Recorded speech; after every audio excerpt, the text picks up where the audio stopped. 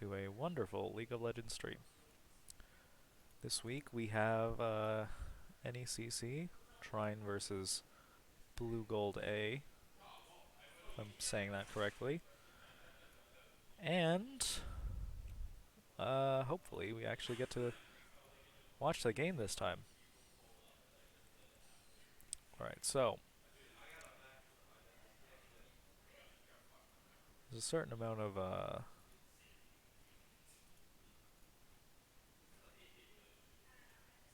hang on. Just setting up some stream stuff right now.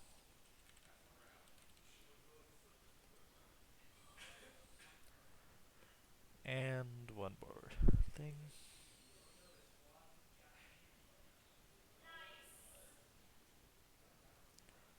This is twitch.tv/Trine Esports for all of your favorite Trine Esports content.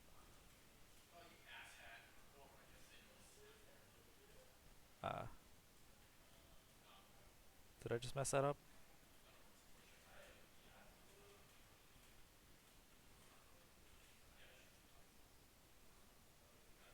I probably just messed that up, actually. That's no good.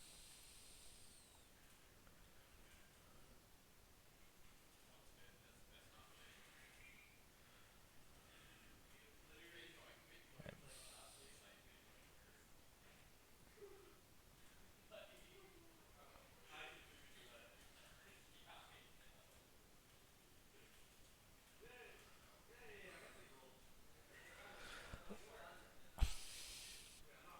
So this game will be interesting because I believe this is the first one after the most recent patch, if I'm not mistaken.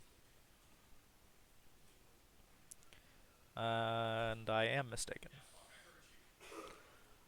13.5 doesn't come out for another week. It looks like my bad. All right. Well, I am clearly on top of things. So basically, for anyone new to the audience, there are a couple things I like to make clear at the start of every stream. First thing is that the League of Legends client is prone to crashing when I spectate. If it does, it can crash in like one of 4 ways. I think we saw a new one last week. And depending on which way it crashes, I will either be able to get back into the game or not be able to get back into the game. So, apologies in advance if I have to League of Legends stream this week. If we end up not actually successfully streaming this game. Last week, after some technical difficulties, I decided to do something entirely different on stream. And you know what? It went fairly well, but not really supposed to go back to that well again so soon. So, if it breaks this time, we're just not going to watch it. I'm very sorry in advance if that happens. I'll try to do everything I can to keep that from happening, but I don't actually control that in any real way. Also, I'm in the Trine Esports lab. There are other teams in practice around me, and for that reason, you might hear some things coming through my microphone from time to time. Don't worry about it. A little bit of sound bleed through is not ideal, but we just have to work through it.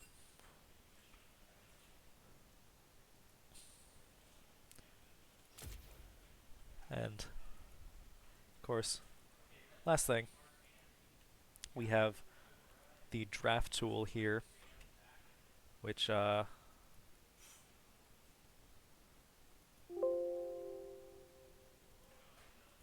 do that. Draft tool, of course, is a way to guarantee that each team gets to make any choices they want to make in a reasonable amount of time.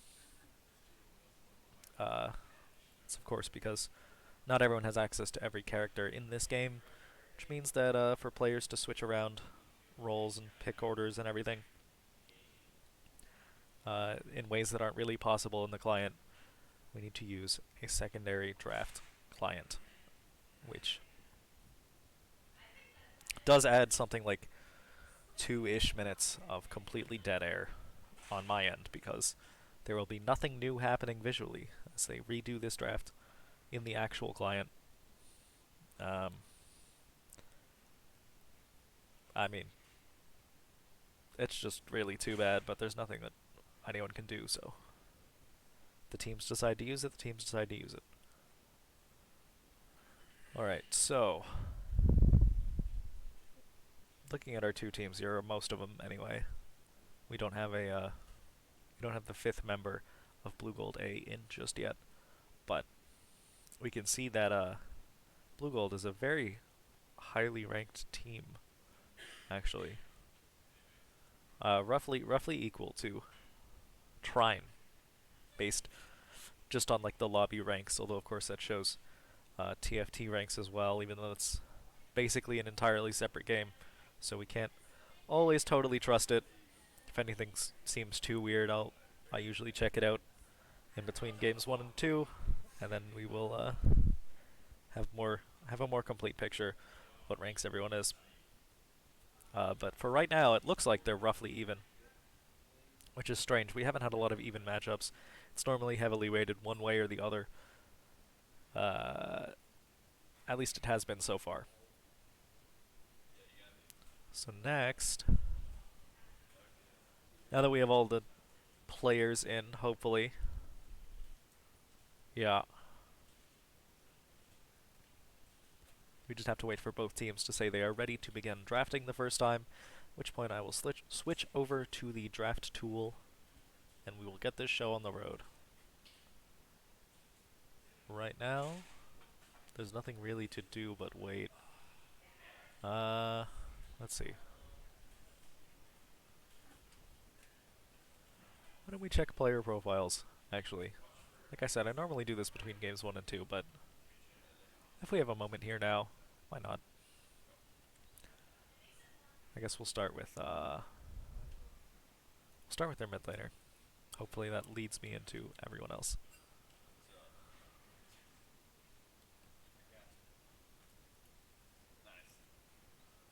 Alright. Mid laner. Gojo Marin.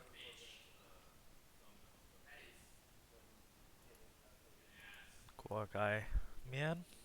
Sakura Raining. Looper Elgod. And a fourth person who might not be here yet, or that is a sub that they're using. Because I don't think Pi on me is in the lobby yet. Nope, not Pi on me. Yeah.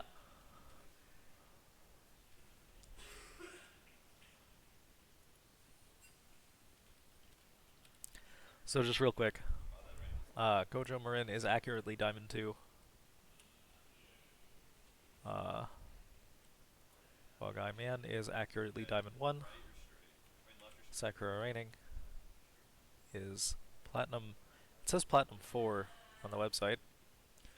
Hooper Elgod is Platinum 2. And Pi on Me is accurately Platinum 4.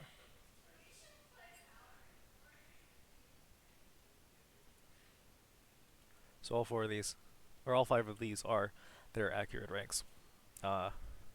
Trine's top laner, Kettle Whip, has his rank inflated by roughly 1 or 2, what's it called? Divisions is like Platinum to Gold.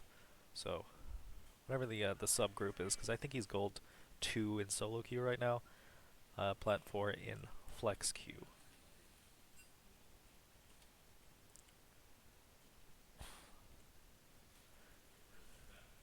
Alright. Well, I'll switch over to the draft tool because it looks like they're getting started. So as you can see here, well, you can't see. I need to move this temporarily so that we can see everything we need to. The new Trine logo watermark, of course. Very pretty. We have Trine's first ban being Yasuo. BluGold banning Kled and Wukong very quickly. Those are both Trine staple picks. Definitely understandable why they would want to get rid of that immediately. And then I'm going to take a moment here and shout out some things that we might not, people might not know just yet. We have merch now. Woo, exciting. I'll be sending that link to our merch store in the chat here in a moment. Did it freeze the thing when I tabbed out? Oh, that's very good. Well, the Jarvan ban from Trine, that's interesting. Trine likes to play the Jarvan. I assume they think BluGold will first pick it if they let it through. BluGold banning the Seraphine. Again, just a Trine pick. And the Kha'Zix, not very common in this meta, but BluGold knows how to play it. It could definitely be a menace. I was looking up stats recently. Xayah, BluGold's first pick, is the top tier ADC right now if you know how to play her well.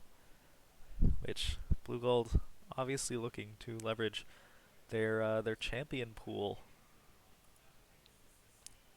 You would assume, because if you don't know how to play it, you wouldn't want to pick it at all. Next up we have the Caitlyn in response. Just a very safe pick.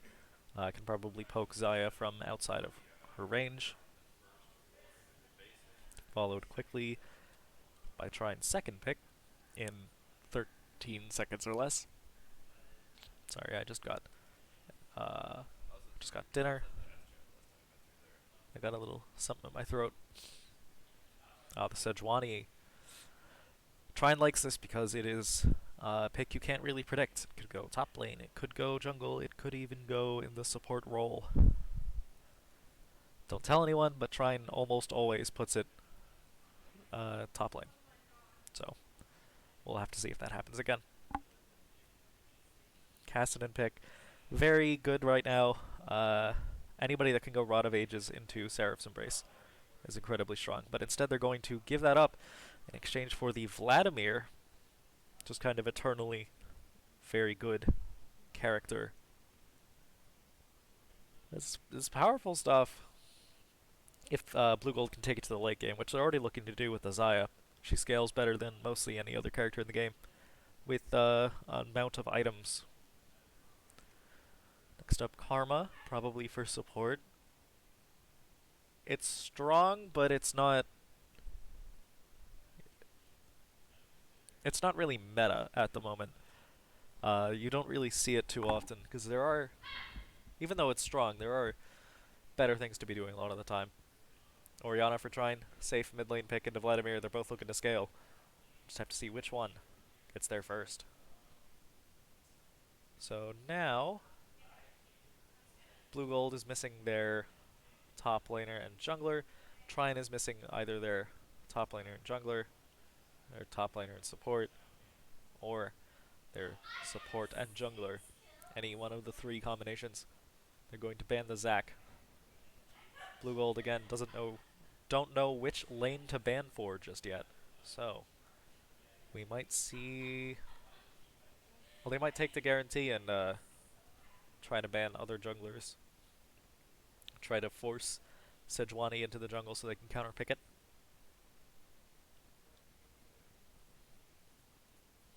Oh no! Instead, we're gonna see the Annie ban. Trine has been playing that, but mostly in the mid lane, and Trine's mid laner has already picked. So I'm not quite sure what the idea behind that ban was. Because I do not believe Trine has ever played Annie support. At least not this season. With these players.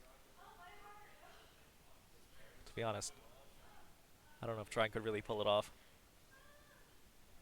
Trine's going to ban Malphite.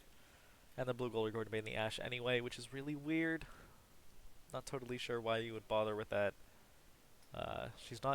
She's picked a lot, but she's not very good. It's just kind of a self-fulfilling prophecy. Where people constantly pick her trying to make her work, and then she wins a lot because she's in almost every game. And if the rest of the team is good, then of course she looks better. And then, she gets picked even more because she looked really good that one time. Trine is going to pick the Lux. Another flex pick.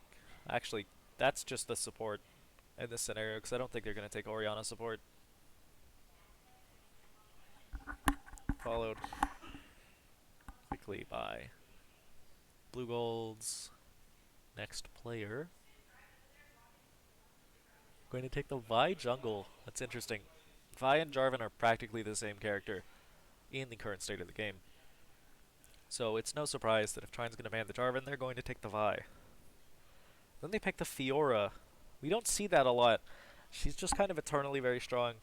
She's going to do a lot of Trine's champion pool where, they like to have tanks. And Fiora likes to go against tanks. Trine have got one pick left to try to figure this draft out.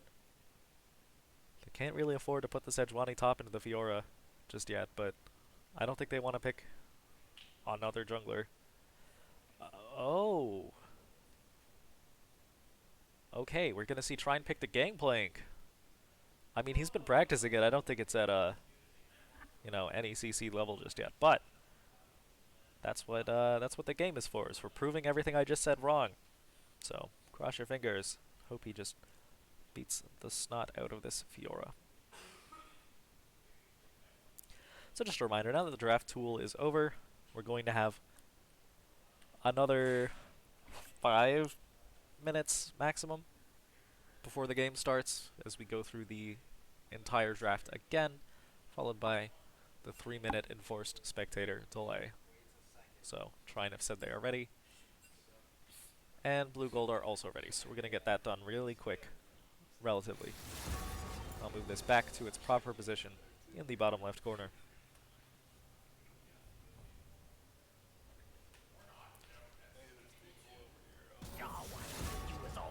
Here's that link I mentioned to the Trine Esports merch. Anyone's interested? Oh, that's not good. I can't send messages in this chat for some reason, so we're just gonna have to figure that out later, I guess.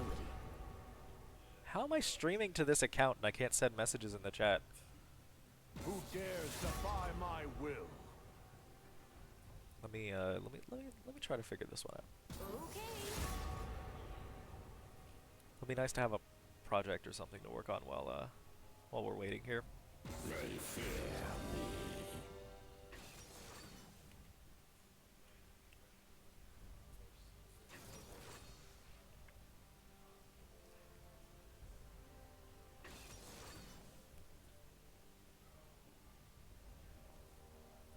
So, just to make sure you all know this, in the second redone draft, they're allowed to pick the characters in any order that they want, so long as they end up picking the same 5 characters.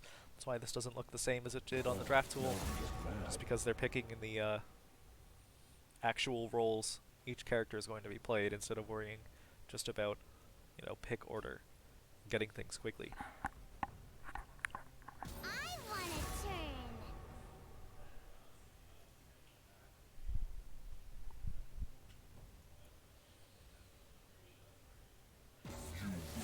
Alright. Well, looks like that's not going to work. May you die So, with your eyes closed.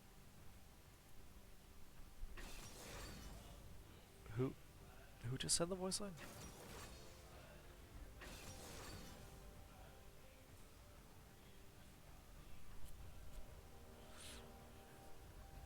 I guess that was Zaya.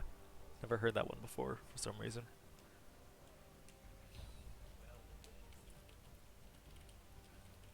Actually, I'm gonna pull up this stream.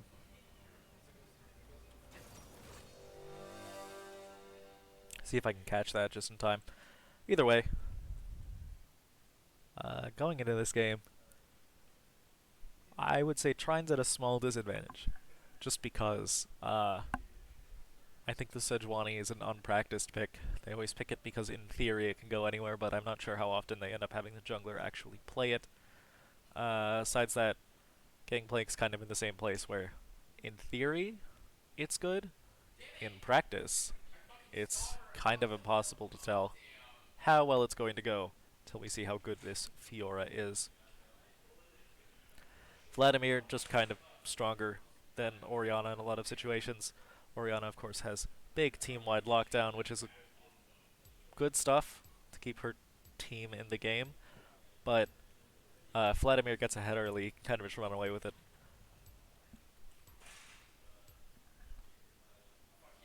And in the bottom lane, Xayah and Karma versus Caitlyn and Lux. This is a very poke-heavy matchup. I think Xayah and Karma will actually have more damage earlier than Caitlyn and Lux do. But again, if one team proves to be much better at dodging the other team's abilities, then of course that could flip around, go either way.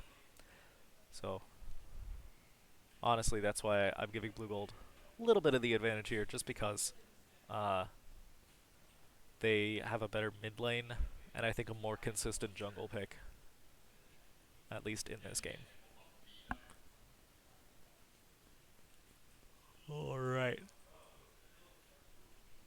One thing we've been seeing a lot this whole season, actually, has been people choosing their bans in the first game, and no matter how the game goes, end up staying with mostly the same bans the next game, never like changing bans to ban what did really well against them in the previous one. So that is that's an interesting pattern. I'm not sure if we'll see it continue, but if it does, it's definitely worth considering why they might be doing that, because I think a lot of, like, if you ban the Wukong, for example, because he has been playing a lot of Wukong, and then the Sejuani comes out of nowhere and, you know, blows your team over in 15 minutes flat, and then you just decide, oh, I'm gonna continue to ban Wukong and leave up the Sejuani. That's kind of a... It's not necessarily a bad decision, it's just not a decision I understand, or that I would make for myself. And again, you know, it's totally possible they know something I don't. They are, of course, Trine's varsity team, BluGold's varsity team, both facing off in the field of glorious battle.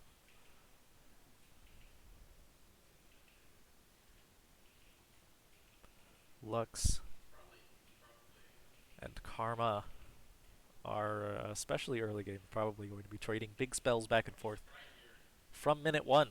So that'll keep us very, very entertained, hopefully. Instead of having that, you know, 10-minute lull at the start of most competitive League of Legends. So, just in case you don't know how long these games take to start, I started this stream 20 minutes ago, which was even like 5 minutes after I got invited to the lobby, so we spent half an hour just waiting for the game to start, roughly. So if you've been here with me through this whole ride, thank you. And, you know, I hope you enjoy. Hope it doesn't break, so something for you to enjoy.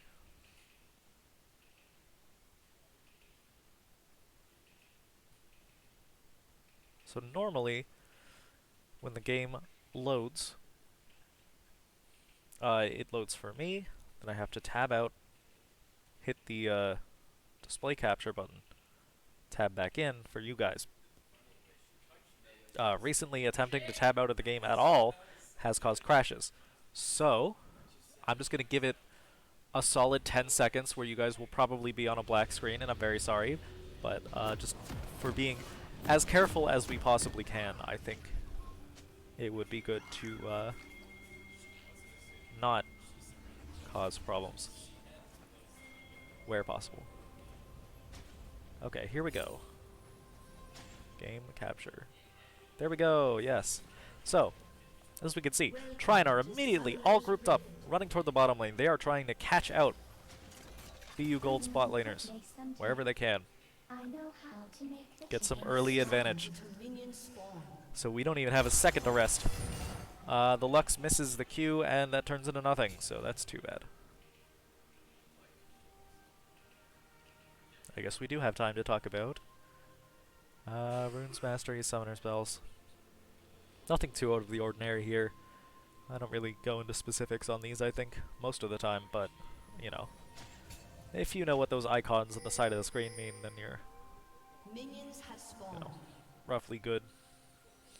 Because I think these are all just the average choices that each character makes. As far as starting items goes, Think again. both ADCs decided to start longswords. That is a very aggressive start. You lose out on the 80 health from Doran's blade, as well as the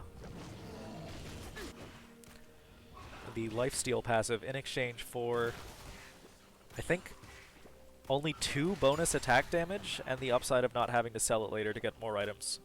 So, you know, it's used to be you would never see people do that. Now it's getting more popular, but oh, and in the middle lane we're having Vladimir versus Orianna in the Battle of the Century. Except they're both level 1 mages, so they can't exactly do anything.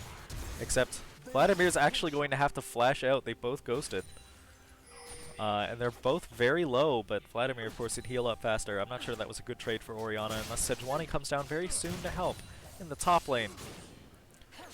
Average Gangplank versus Fiora matchup, where Fiora is absolutely winning the early game and probably also going to continue winning the middle and late games. In the bottom lane, Lux is doing a way better job of poking than Karma was, and the exact opposite of my prediction, so at least I acknowledged that I could definitely be wrong.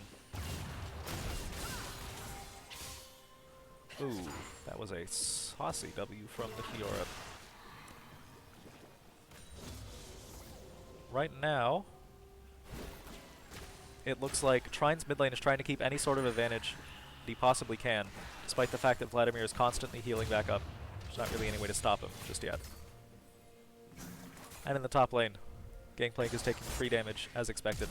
Oh, actually, the Sejuani is going to flash in and get a first blood on the mid laner there. Vladimir went down. I have to imagine he just either has a very slow reaction time or did not level W at his level 3. So, definitely a misplay either way. He could have survived that if he had the blood pool ability up. Meanwhile, in the top lane, Gangplank, missing farm. Somehow still being only 1 farm behind despite how heavily Fiora has been abusing him this game. It's interesting stuff.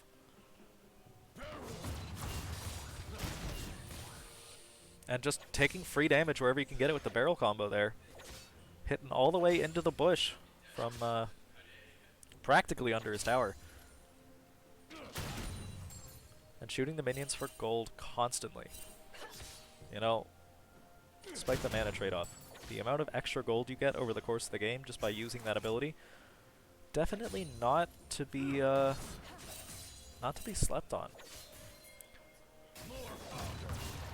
So I do have a special request this game. Oh, actually, in the bottom lane, Karma's going to get caught out. That's almost going to be a kill, but she flashes out just in time. Caitlyn takes a bunch of damage. She's not going to turn in anything, and Lux takes the Karma route and the Ignite, but both teams managed to get out alive. Sejuani is coming down to try to fix that, though, for Trine. If she can get a good element of surprise here, we could see... Oh, just the worst Lux play I've ever seen in my life. The flash in into the miss every ability. Xayah has to flash out, but Karma doesn't have flash. They still have the heal coming out from the Xayah. So again, no one is going to die. What was I saying? Yes. Special request. Trine's bottom laner in this game is Caitlyn. No. Trine's mid laner in this game is Orianna. Asked me to say something that another caster says when a certain player does a certain thing. I'm not totally sure on the details, but if I just start saying things that sound like gibberish, you will know. Or you will have some idea that that is why. It looks like Lux is just going to get caught out by the Vi. Did not have flash up from a fight that I guess we didn't see earlier. And meanwhile, in the middle lane, Orianna taking just a ton of damage. Needs to get out.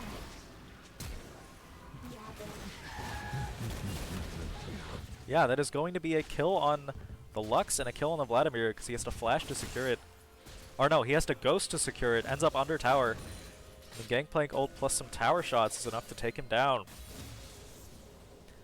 Definitely don't want to be giving Gangplank the free gold this early, but, you know, if you're already committed that deep, there's not that much you could do to stop it.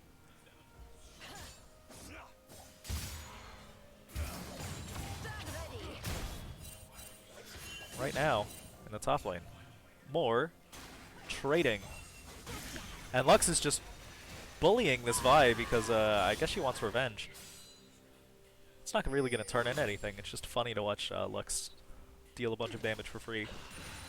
Especially this early. Right now, Trine is at an advantage with 400 gold up. The kills are even. It's very interesting. I think almost the entire difference is going to be Gangplank's free gold he's gotten from his first strike rune and from his gun ability. I'm going to check on chat here. I always get some dropped frames whenever I switch to check on the chat, so if you ever notice that happening, that's because I am watching you as much as you're watching me. Right now, Orianna's trying to harass Vladimir, but again, you can't really do that. He's just going to heal it all the way back. There's not really a way to stop him just yet. Orianna has not gotten enough money to buy Oblivion Orb this early, and despite the fact that they buffed it recently, you know, it doesn't do you any good if you don't have it. Meanwhile, we keep cutting between the bottom lane and the mid lane. Mid lane is where people are pushing the most buttons, but bottom lane is where people are taking the most damage. So, the directed camera is really having a field day trying to figure out which one to go to. Karma blind firing an empowered Q into the bush. I have to assume that's blind, because it doesn't look like... Oh, Sejuani is going to leave. As Vladimir trades back some damage, doing more than Orianna has successfully done to him in the past minute and a half in basically 2 abilities. So that's cool.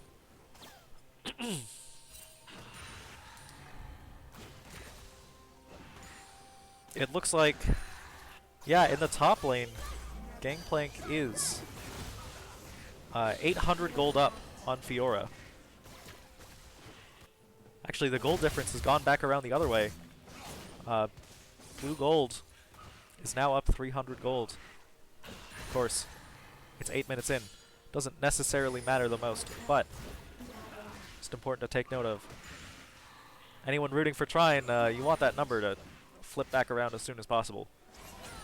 Meanwhile, Sejuani going in for a repeat gank on the bot lane. She uses her ult, but Karma tries to flash out and catches a bullet through the face for her troubles. Xayah does manage to get a combination of ult and flash. Vi, it looks like, is coming out to try to salvage something. She's just going to have to walk away. In the middle lane, Vladimir gets another free kill onto Orianna, leaving the score at 3-3. Although, of course, Trine's gold is kind of congregating on the people they want it on. Whereas, oh, we're just going to get Xayah randomly caught out. I was not even expecting that to be worth noting, but she just takes a bunch of abilities and doesn't have any escapes left. We get the Viol coming down on the Caitlyn. That's just going to be a bunch of free damage and a stun. Except it looks like Trine are actually going to be able to kill her, almost kill her in exchange. Survives with very little help. Lux almost gets cut out, but Karma, of course, manages to just walk away. What was it I was saying? Oh yes, Trine's gold is kind of all going to the ADC and the top lane here, which is where they want it, whereas almost all of BluGold's gold is going to the mid laner, which is good. You want him to scale as quickly as possible, but on the other hand, you also want your ADC to get a little some of that. Right now, Caitlyn and Xayah have roughly comparable amounts of items, actually, just from farming. And of course, because boots don't increase your capacity to commit violence any. So that's kind of 300 gold dead in Caitlyn's pocket, but it will mean a lot to her ability to not die to Vi repeatedly in the game coming up. It looks like Orianna and Gangplank have decided to switch lanes, as Orianna is just getting absolutely bullied by this Vladimir. They're hoping Gangplank will have a better time. And meanwhile, in the bottom lane, Karma taking a bunch of damage. What's important to note is Orianna in the top lane. She might have an even worse matchup into Fiora as Gangplank does. Oh, actually, the Vi is going to come down to try to kill the Gangplank here, it looks like, with Vladimir coming up to back her up. Except they walk on a ward, have to just take back vision control and move on. Yeah, in the top lane, we're seeing what I was talking about, where I think this might be a worse matchup for... Oh, never mind. Orianna managed to scare off the Fiora just by pushing all of her buttons in order. And Gangplank is now the one having a terrible time in the mid lane. So of course, Vladimir is ranged and can do basically whatever he wants against Gangplank, with no real way to punish him. Sejuani is coming to try to save it, but really can't just yet. Both just kind of standing around doing nothing. As we see more high-octane fighting in the bottom lane. And Orianna continues to just bully this Fiora. I apologize for getting that just so wrong. I was not expecting this to go as well for Trine as it has. But I have to imagine that if Orianna had gone mid again, she would have died already to the Vladimir in that last play. Again, Sejuani versus Xayah and Karma. It's a tale as old as time here. Trine just wants to get kills onto their Caitlyn, and they keep getting it. And actually... Oh, the Vi ult manages to cancel the stun, kind of. But she'll die anyway. And Sejuani will just catch out the Xayah, who steps a little bit too far out of tower to try to save the Vi. As Vladimir gets half health in the mid lane for some reason. I'm not sure why he let that happen. Gangplank, of course, has Essence Reaver and therefore infinite mana, and therefore infinite healing. So he's basically the same character as Vladimir at this point. He's using that to his advantage by just pressing all of his abilities on cooldown with little regard to how that's actually going to work. Lux is now in the mid lane. It looks like it's because Caitlyn left. She's going to get vision control on the top side in preparation for Rift Herald as Sejuani solos the dragon. BluGold doesn't look like they know that Sejuani is soloing the dragon, so she's going to get it completely uncontested. Good for them. That leaves the total score right now. 4 kills to 7. Trine in the lead by 2,000 gold and a dragon. So, good stuff if you're a Trine fan. And Fiora is really not having a good game right now. I'm surprised Vladimir and Fiora didn't attempt to lane swap in response, although of course that would just kind of turn into a game of both teams repeatedly going back and forth. We get the Orianna ult down. I'm not really sure what the plan with that was. Fiora just ended up walking out of it, but even if she didn't, definitely could have just fired off the parry and refused the stun, actually turned it around into a stun on Orianna if she was standing too far up. Right now, Orianna is just running away again. I'm sure this poking is getting really annoying for the Fiora. And Vladimir thinks he sees an opportunity to kill the Gangplank. And it will work for him. So congratulations. Meanwhile, Sejuani in the bottom lane again. Absolutely hand-feeding this Caitlyn. That is fun stuff. She's now 5-0. Oh, wait. Caitlyn is doing well. I'm supposed to say something here. What was... to check my text messages. Because this is the... do you remember? 3-ish minutes... Yes. Orianna said, I have to repeatedly say Han-sama. So Han-sama, Han-sama, Han-sama. Absolutely. Beating up the Xayah. Vi is going for the Lux. Manages to take the Lux. But Caitlyn just manages to walk out by threatening to kill Xayah in response. And in the top lane, more nothing.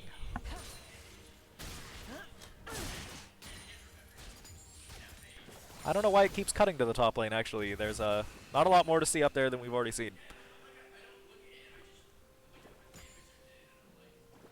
Actually, if we can get objective timers up here too, that would be helpful. So the next dragon is up in roughly 3 minutes. Should still be a pretty contested objective. Trine is not exactly far enough ahead for it to be totally theirs. And a lot can happen in 3 minutes. Especially, the score went from 4 to 7 to 6 to 8 in less than a minute even. It looks like Caitlyn and Lux are trying to team up on the Vladimir. Of course they can't do anything because it is Vladimir and he will heal as much damage as you deal to him, practically. And they put Gangplank in the bottom lane. Gangplank, it looks like, is just their fixer for problems. Right now the problem is that Lux was getting killed too many times by Vi. And so they're having Gangplank do it because he is less likely to just get blown up. Probably. I mean, in practice, I don't even know if he is, but I have to assume that's where they're at in theory. Or they just went first tower fell, bottom lane goes mid now, and stopped thinking about it. It's definitely possible too. Trine are having a pretty decent game right now, I have to say. Because I do remember before this game I was saying that the BluGold definitely have an advantage. But Trine are trying to sneak their second jungle objective. Vi's just going to walk up on it, so it's going to be contested unlike the dragon, except maybe not really, because Fiora can't really come down to stop it. So it's just Vi versus Sejuani. I'm not sure who wins there. And now we're gonna have Xayah just get caught out and killed by the Gangplank. He has to flash for it, but that's a trade you'll take every day. Vi manages to steal the Rift Herald there, and then die to Caitlyn ult. Vladimir is in between 3 people, but of course he's Vladimir. He'll be able to just flash and kill the Orianna, except Gangplank has been walking up. It looks like he teleported up, actually. Vladimir is now in the middle of, like, 4 players. Fiora finally came down. She does manage to pop her ult, which is going to be a bunch of free healing, but it's just for Vladimir because she died. And Trine are now running out of players, but Vladimir is running out of health even quicker. It is going to be a 4 for 3 for Trine, except they did lose that Rift Herald, which probably means they're going to lose first tower, or they're going to lose second tower, excuse me, here in a moment if I can pick an uncontested lane to drop it in. Trine are going to take their first tower of the game, as the wave was in just the right position to push into top lane. Dragon is up in now, so it's make or break time for Trine. If they can successfully leverage this 3,000 gold lead into another one team fight and another taken dragon, that'll definitely mean a lot for them. Dragons are much more permanent than Rift Heralds are. Even if those Rift Heralds take up to 1 or 2 towers, I would much rather take a dragon. Although, of course, BluGold managed to get this objective too. That's going to probably be the start of their snowball comeback, as it were. I believe that's the first time. No, that's the 3rd time Vladimir died, but the first time he died since he started doing well, which means they did get a bounty for it. And he has another bounty already, I think just from farming. So if they manage to kill Vladimir again, that's going to be even more free gold. Orianna missed her entire combo on Xayah. Everyone point and laugh. As Karma attempts to take a pink ward and gets killed for it, probably. I mean, yeah, that's... Oh. Wrong place, wrong time. I don't think she knew this Sejuani was coming. Now Vi and Fiora are in the top lane. Vladimir is visible in the middle lane, and Xayah is on the bot side, but can't really contest the dragon on her own. It's going to be a free dragon for Trine. And Vi and Fiora working together managed to take down the absolute menace of a Gangplank that's happening. Meaning that right now, the score is 10 to 14. 2 dragons. They tried. Next up, it looks like Trine's planning to play her on the mid lane to try to get another tower. Vladimir is there. Sejuani's there too. I don't think Vladimir knows that. Sejuani have ult? No. Another probably like 30-ish seconds on the Sejuani ult. They're not going to be able to kill him. Most likely. Unless he uses his pool like that, then if he steps a little bit too far forward, we could see a very dead vampire. I guess not. The rest of his team has come to back him up. Now we're seeing a Gangplank ult for the purpose of trying to stop Fiora from taking the tower, but it's not going to work. And let's check. Vi did use the Rift Herald on that top tower just now, so that is the full effectiveness of the tower, is helping take down the tier 1. It's not where you want to be. Actually, no, what am I talking about? They used the Rift Herald in the middle lane. I just saw Caitlyn killing it. Yeah. Okay, my mistake. I am completely on autopilot, I guess. Again, you know, Rift Herald, it took the second tier middle tower. That's a good amount of value, but I'd rather take the permanent increased stats of the dragons. Trine now has roughly 9% cooldown reduction, 9% tenacity, 9% shield power for Orianna and Lux, and then 9% attack speed even, just from these two dragons. It's a good amount of stats that are just permanent, and BluGold cannot really do anything to get rid of them. Oh, and Karma getting caught out by the Lux and the Sejuani together. It looks like she's just going to die here. Wow, the absolute menace of a combo there. Lux plus Sejuani just kills practically anyone besides Vi and Fiora if they would just keep sticking together and commit everything every time, which might not be a sustainable strategy, but for right now, it's definitely doing the job. Gangplank is taking a bottom tower uncontested. He's going to keep pushing it, probably go for a second one.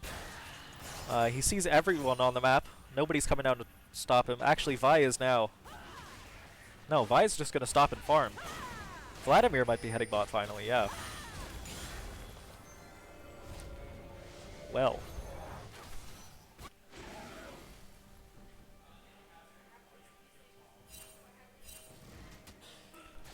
So long term, for strategy purposes, I think what both teams want to do now, BluGold really wants to shut down that Caitlyn. It's another 700 gold for them to pick up. Meanwhile, Trine just wants to keep 5v5ing. They've proven that if they manage to get all 10 players involved in the same fight, they win almost every time. And, you know, if they can keep doing that, then Caitlyn won't die. And if Caitlyn doesn't die, they deny 1,000 gold from an individual player on BluGold's team. They're kind of forming up around the Baron here. It looks like they're going for a split push comp by having Gangplank in the bottom lane. Pressuring towers while the rest of the team plays around the topside objective that is currently up, that being Baron. The next dragon spawns in 1 minute and 15 seconds. That's not nearly enough time to come back from this kind of deficit unless BluGold manages to take just the mother of all good fights and, you know, surprise win one. I think if both teams are fighting on even ground, Trine wins this, and then probably takes the dragon again. And you know, the third dragon leads to the fourth dragon leads to the end of the game, usually. Gangplank's going to get caught out here by the Flash Vi ult. It's a very intense amount of commitment. Vi no longer has Flash to get out of any sticky situations later on. Without the ult, she won't be able to lock down the Caitlyn, which is kind of damaging to being able to take that 1,000 gold I keep mentioning. Although, they are now a player up when Dragon spawns in faster than Gangplank gets up. So, there is that to keep in mind. They might try to just force this dragon here as soon as it spawns. Trine know, or it looks like Trine know they can't really contest this 4-on-5. But if Fiora stays in the lane, yeah, it looks like Fiora's staying in the bottom lane, which means Trine knows that at most it's 3 people formed up around the dragon. Still, they're just going to let it go. BluGold aren't going to try to force the dragon either. They definitely could have here. Trine is completely unprepared for them to just go for it. And meanwhile,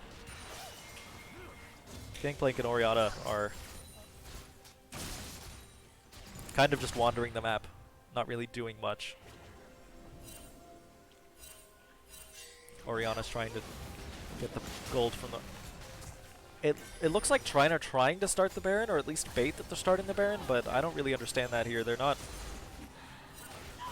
Unless BluGold just don't realize what's happening, they're not going to be able to get it. Yeah, it looks like they're just going to have to back off. Seems like a little bit of a waste of time to me.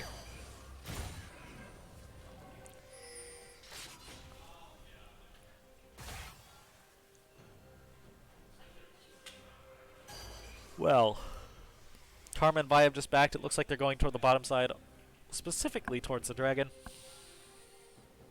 We might see a real fight around that here in a moment. Although Gangplank is on the top side.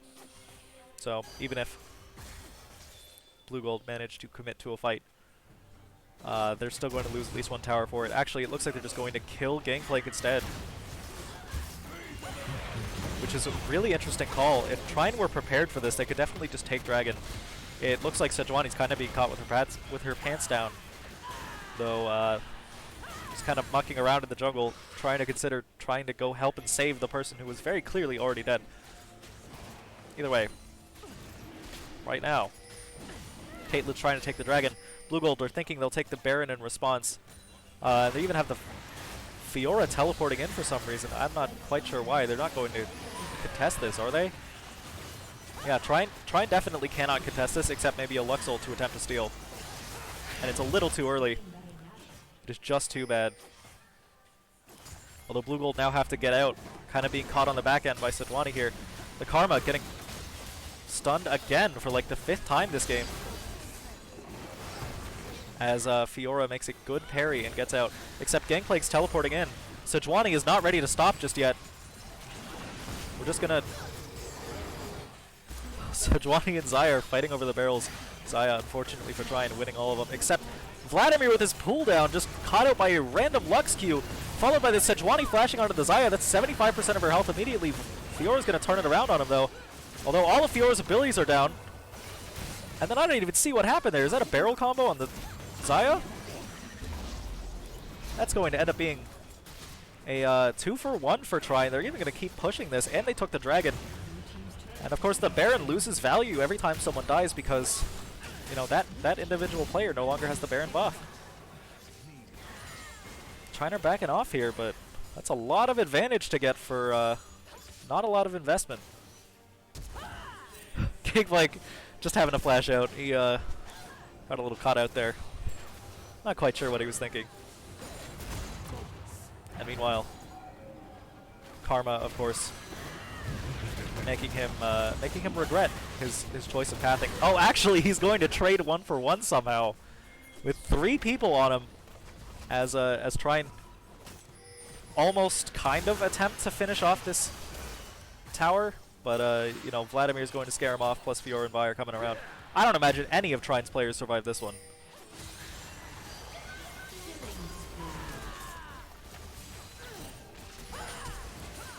Yeah. Actually, Vi doesn't have ult. They might get out.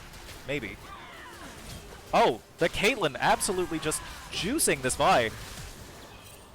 Oh, but 1 hit off from the kill. Just 1 cancelled auto attack away. That's just too bad. Actually, Trine managed to get 2 of their players out of that situation, which is very surprising to me.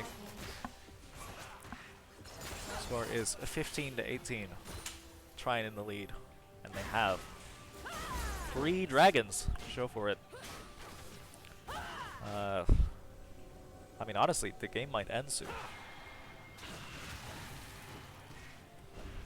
Well, with an exposed inhibitor and those two super minions you can see on the map, those big red dots, kind of pushing down a tower here, most likely. And it doesn't look like BluGold are interested in responding. Xayah's too busy taking red buff. Vi's taking the jungle too. Again, every little bit of free tower damage definitely matters, especially when Gangplank can just kind of slip in there and deal roughly 1,000 true damage to it later on in the game.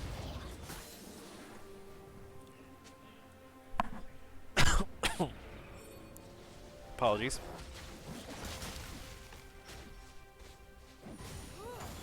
Been doing a lot of talking. We've reached the part of the game where Fiora is almost constantly trying to fight whoever she comes across. And it will work one of these times.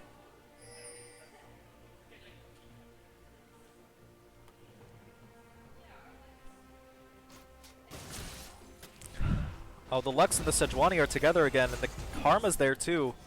This could be bad for BluGold. We've seen this a couple times before. BluGold seems a little bit scattered here. They've got people just sort of everywhere. Dragon spawning in 50 seconds, so if one team can get like a good pick off, it's definitely going to be a problem. Oh, and it looks like it's going to be Trine absolutely exploding that Xayah. She doesn't even have the opportunity to ult in between stuns. Now, Trine is likely going to be able to just get this this 4th dragon for free, at which point they will get a permanent huge boost of healing every time they damage any enemy, is I think the ocean dragon gimmick. So, you know, very powerful stuff for characters that like to poke. Like, for example, just random characters off the top of my head, Gangplank, Orianna, Caitlyn, and Lux. Sejuani's the only one who can't really use it, but actually it still procs on minions and I think even jungle monsters, so, you know, it's basically just huge for everyone. Even if it's not as big as it is for Lux, Caitlyn, Orianna, and Gangplank. Right now, oh, we get just a random... Oh! Oh my goodness, the Vi gets caught out, they pop her 2nd life here, and then they kill her immediately after she respawns. I was gonna say they waited too long, Xayah respawned and they won't be able to get Dragon now, but as it turns out, they were just waiting for an even better, even juicier pick. It's also going to put one of Vi's 3,000 gold items on a 5-minute cooldown. Not what you want to see if you're here for BluGold. Again, that Ocean Soul. Ooh. Actually, Gangplank's getting caught out again. We might be able to see the power of it here. If he just manages to keep hitting people, he's going to keep getting lots of healing. Or they're going to blow him up immediately. It is also possible. I don't even know how he managed to kill the Xayah in 2 hits. Under normal circumstances, I'd say that's worth it, but Xayah is 0-6. He is 8-6. One of them is more valuable to their team than the other at the current moment. So Trine can't really afford to keep taking trades like that, as funny as they might look. Gangplank, of course, repeatedly getting caught out. That's kind of a central theme of the game. Next to Sejuani and Lux, just exploding karma with absolutely no little or no cost to them. As we can see on the map here, Trine has near total vision control of the Baron pit, which is really interesting. It's the only jungle objective for the next 5 minutes. So both teams are probably going to play her on topside. And if Trine can keep that advantage up... Oh, actually, they're going to try to catch out the Vi again. It doesn't look like she's going to die this time. She is going to take a bunch of damage for free, leading to Trine calling for the dragon. Vi now kind of has to just reset, but Trine doesn't know that BluGold have a ward there. Oh, actually, the ward doesn't even matter. They're just going to go on the karma anyway again. She's going to live this time, maybe. No, she's not. I take that back entirely. And then, ooh, the Vladimir gets caught out, but the Caitlyn is in between 4 people. She finally goes down. And the Lux is too far from the rest of her team. Gangplank can't really turn it around for him.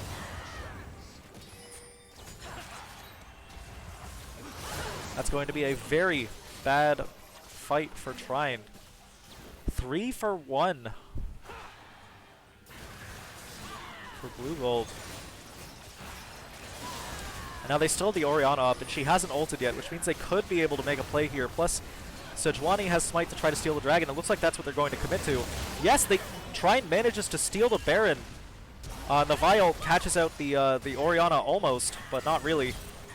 Sejuani is a little bit too far and gets killed, but Trine managed to survive with 1 player with Baron buff, which is roughly equal to that time BluGold took Baron on their own uncontested as well, so, you know. Who's counting? I think it was 2 players and not 1, but, you know. Moral of the story is, don't mess around on objectives when Trine is nearby, I guess. I mean, the next big fight that's probably going to happen is Elder Dragon in 3 minutes, so I wouldn't be surprised to just see both teams trying to farm as much gold as possible before that happens. So once that starts, whichever team gets that probably ends the game then and there. If it doesn't end before that. Of course, we've seen plenty of games where Elder Dragon is this big looming threat on the horizon, and then, like, 2 or 3 players from one team get caught out and the game just kind of is over. Super anticlimactic.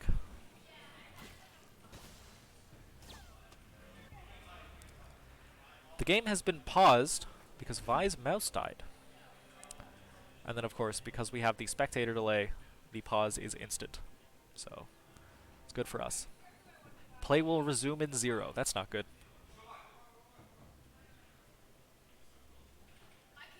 Am I crashing? No. How about this?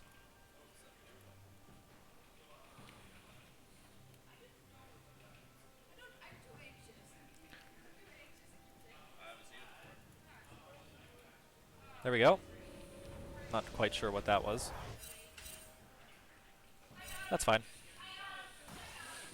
Alright, so Fiora really turning this game around, went from being 0-0-0, a complete non-presence, to 6-1. Although, of course, that means we're getting another pause. Because the jungler's mouse died a second time.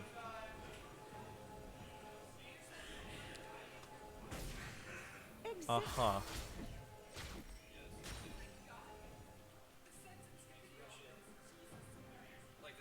Why?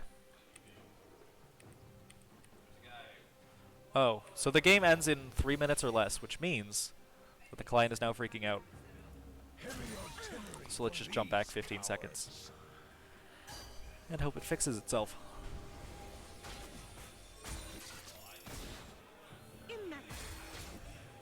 Okay, looks like we're fine. Well, if we know that the game ends in 3 minutes, normally I can call which team I think is most likely to actually win. But right now, it looks like the game is roughly even. It's really whichever team makes a better play faster. And we're going to start by seeing Trine attempt to blow up. Oh, succeed in blowing up Karma again. Although Vi and Fiora are in the top lane, also looking to end the game. This is going to come back down to a base race, actually. It looks like Vi is going to back to try to defend. Although BluGold have already lost 2 inhibitors. Like, there's nothing they can do to save them now. And, oh, I didn't even notice. Vladimir was getting caught out in the middle of all that. He just takes a bunch of damage and dies. Fiora's here, but probably going to die. No, managed to just slide out. Although the Gangplank teleports in to catch out the Vi, almost. Not quite.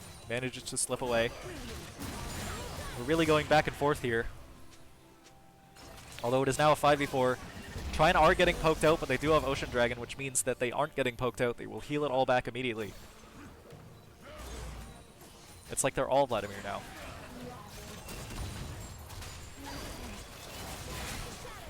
So right now...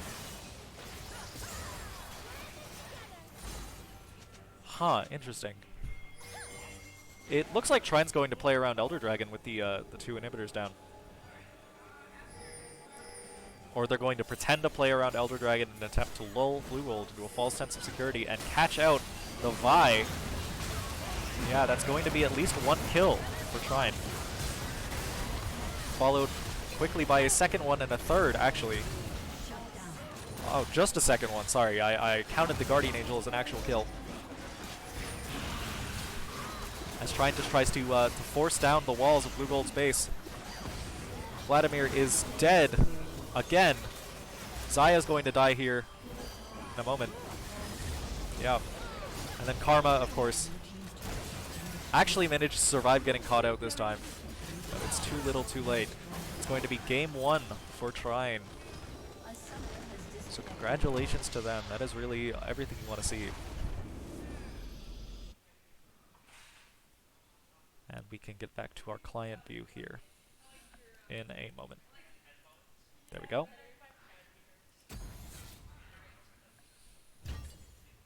We can hop pretty quickly into game 2. Although I will have to start. I'll have to pull up the next draft tool.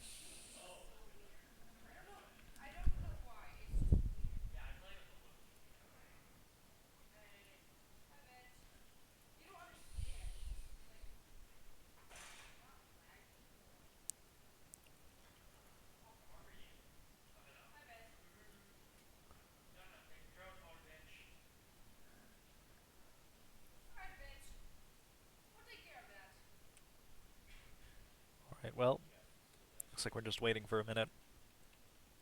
Of course, both teams probably taking water breaks, bathroom breaks, all that stuff. I am going to get water myself, actually. So, uh, anyone in the audience that's been like putting off walking the dog, now's the time.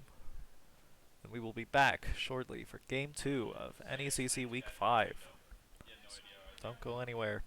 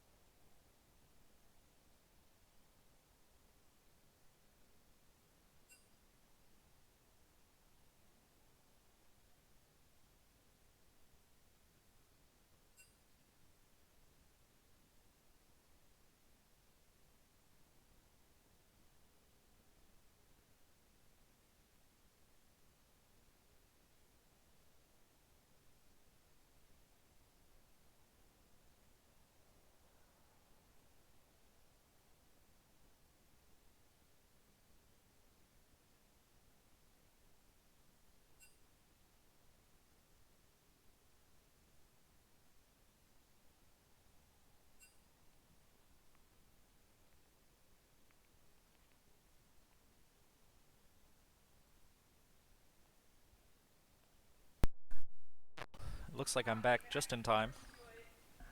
They're sending out the spectator link to the draft tool right now.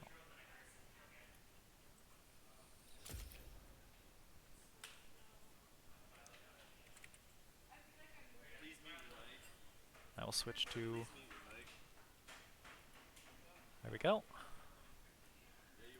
And I'll move our nice little watermark mascot friend. Just temporarily. Alright. Well, it'll be interesting to see how teams adapt this game to what happened last game. I have to assume Fiora and Caitlyn are going to be catching bans. Actually, Lux is going to get banned. I guess the karma really felt bad about how that game was turning out. Trine banning the same Yasuo as last time. Sometimes it's nice to have that consistency. BluGold are actually going to ban the Sejuani. So they dedicated their first 2 bans to things they saw last game.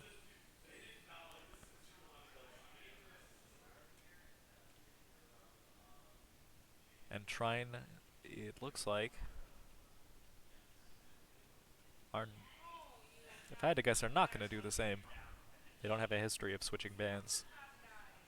Oh, actually, they are going to ban the Fiora. That is interesting stuff. I mean, the Fiora forced them not to pick a tank. So they ended up picking Gangplank instead. And I think the Gangplank did well for him, but, you know. When Fiora's not on the table, Trine kind of defaults to tanks, so we don't see it that often. That's why I was kind of worried about how it would turn out.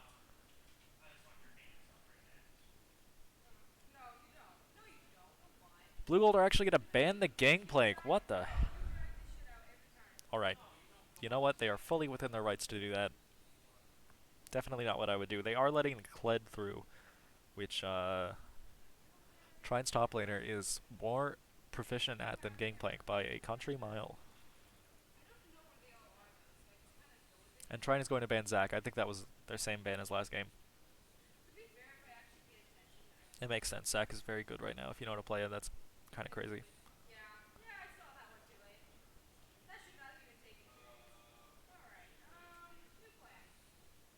BluGold are going to pick the Wukong. I guess that's why they didn't ban it this time. Although Trine now have a clear opportunity to counterpick it.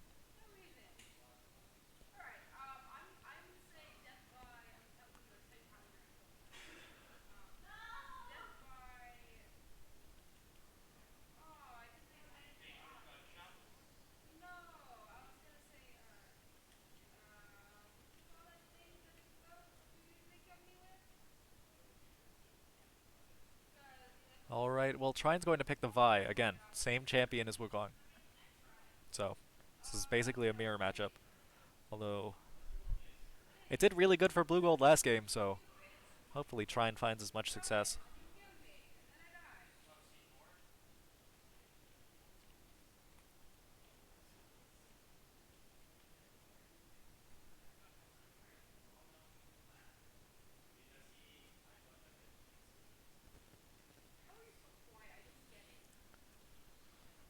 And Trine picks the Seraphine that is, again, I think that was banned last game by BluGold, so we'll see if their fears come true. BluGold picked the Vladimir again. Of course, not the problem. Makes perfect sense.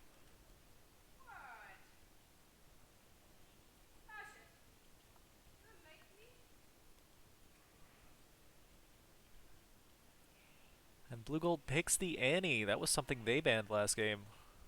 Well, now I think they see their opportunity. It looks like it's going to be Annie support, which is pretty good right now.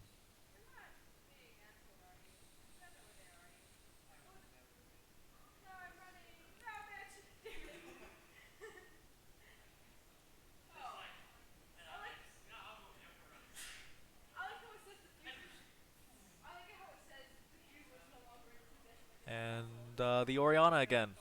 They picked it in the Vladimir last time, and it did very poorly. So, you know, I'm not quite sure why they would pick it again, but they think they can make it work better this time. All power to them.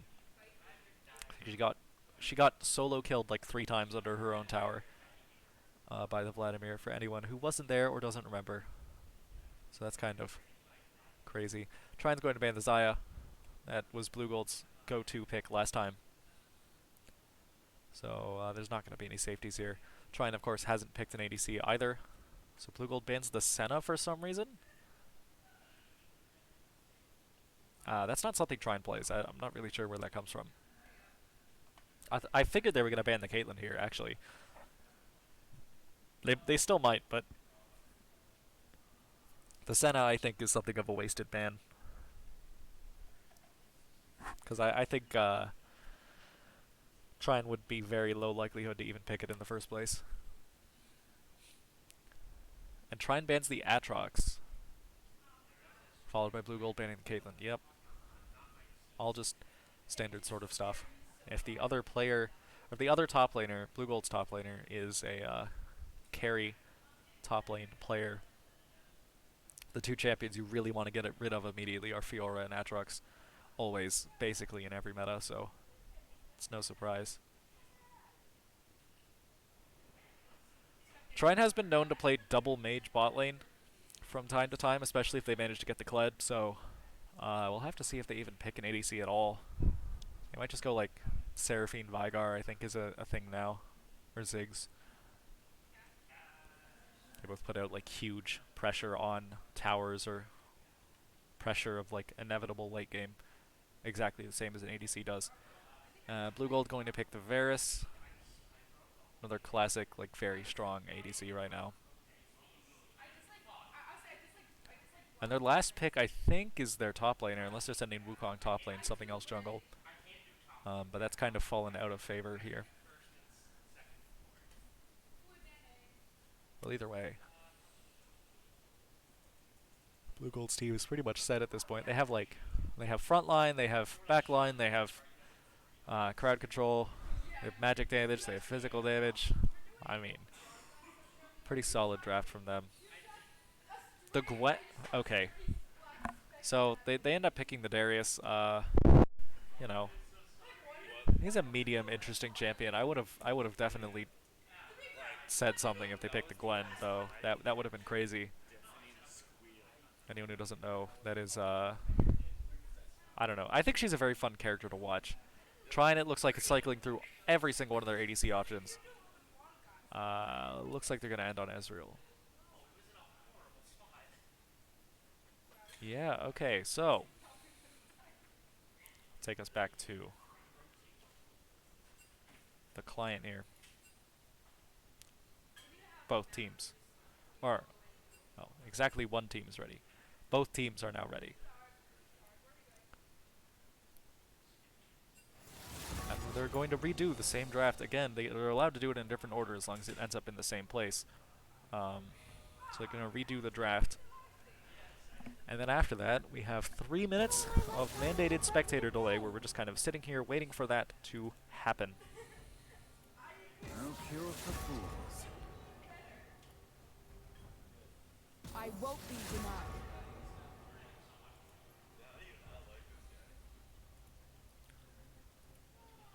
Oh, wow.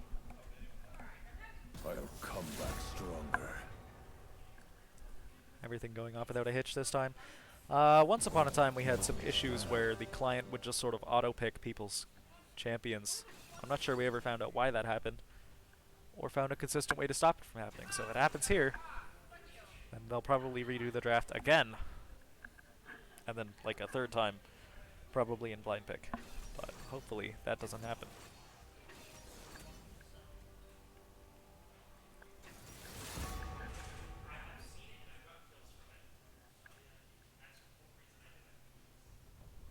Fine. I'll just be over here, sharpening my feathers. Alright, well, you can start talking about matchups a little bit. As we saw last game, Vladimir just puts out an insane amount of pressure on the I Orianna, don't need more enemies. especially early, which can often turn into kills. After they both back at least once. Before that, apparently Orianna wins handedly and nearly killed him. In the jungle, Shall I turn Wukong and Vi are into basically the rifle same as character, well? except I think Vi comes online just a little sooner, so we could see some early action from Trine's side. Kled v Darius, that's just kind of a classic matchup. I have to imagine Trine and BluGold both have played it just tons of times, either in practice or, you know, just in their own solo queue games.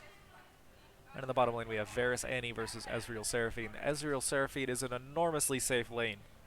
Like, Varus Annie does have kill pressure pretty early and for most of the game, but against something like Ezreal Seraphine, there's going to be no way for them to actually engage. It seems like. So they might try something early, but I can't imagine it's going to turn into a kill. And then, of course, Trine recently has been all about invading practically every game, so look out for that at minute 1. All 5 of them walk into the opposing jungle together. We are officially 3 minutes out from game time. So, have anything else you need to do or you want to get before the game starts? Do it now. Snacks, drinks. Feed the cat. I don't know. What else do people do? Work on your essay for 10 seconds to make yourself feel better about watching this whole stream when you have midterms due. I know that's something I would do.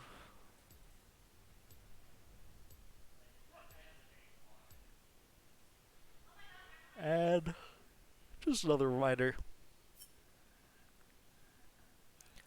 I'm going to take every precaution to make sure the game doesn't crash. That might mean you guys are on a black screen for just a little bit, but it'll be worth it because we'll actually be able to watch the game. Unlike last week when we didn't end up being able to watch the game at all.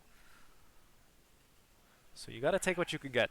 Okay, 10 seconds of black screen is better than half an hour of black screen. Half an hour of no stream at all.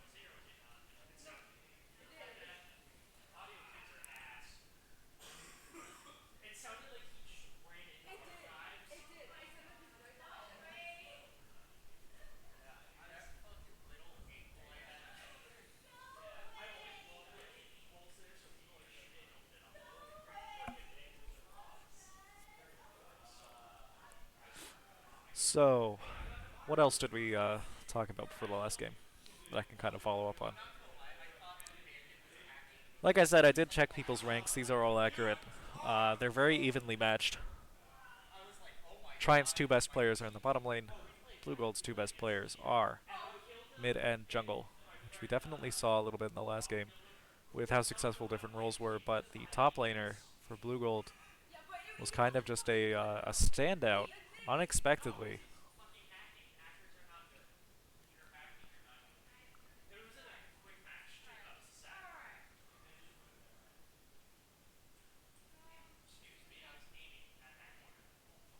So the Darius.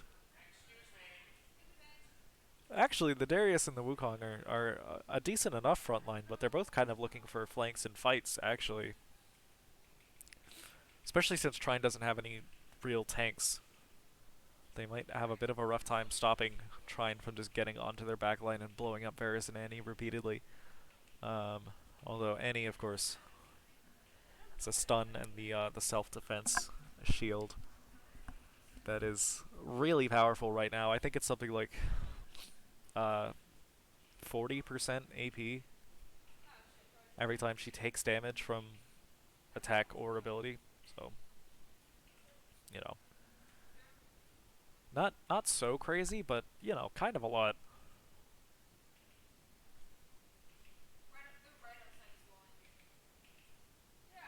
One. I don't believe we've seen the Trine Seraphine pick in any CC so far, so this will be a rare treat. They love to play it. They pick it every time they get the chance, and that's why it always gets banned away from them. So, you know, fair's fair.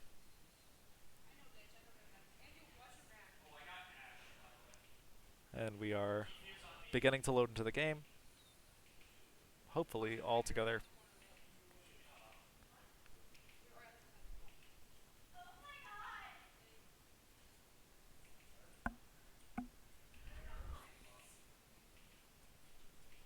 Yeah, so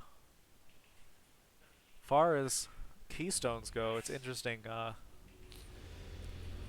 Over the whole game, 5 players took Conqueror for this.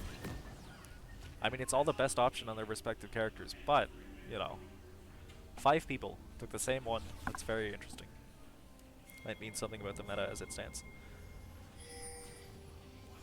It looks like BluGold are the ones trying to invade this time. Trine are picking out like defensive positions, but Seraphine is not listening and is definitely going to get caught by this, which is really funny. 30 seconds until minions spawn. Yeah. Luckily she saw that just in time, but you know. Definitely could have gone much worse. Actually, if she just stayed with the rest of her team, Trine might have been able to turn that into an early kill, just by baiting them into walking in unprepared for the turnabout. I know what makes them tick. Minions I have will help spawned. to make the ticking stop.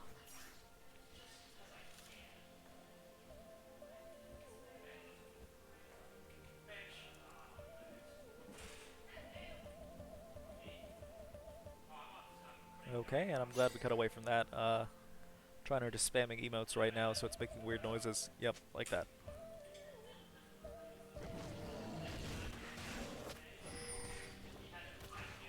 As we get to another rip-roaring start. Ezreal here actually took Doran's Blade instead of Longsword. It's interesting stuff. They both took Longsword last game. I wonder what the difference is. Is it just like an Ezreal doesn't take it thing, or is there some like matchup knowledge you're supposed to have that I just don't? Really could go either way. Trine, Seraphine specifically taking just a bunch of damage from Annie early. This is when Annie is at her best in the entire game, except for maybe exactly level 6. So she could just stun and then continue hitting people at early levels, and they can't effectively trade back with her. But on that front, we're already practically through the woods. Seraphine will have all 3 of her abilities soon, including the big shield and heal.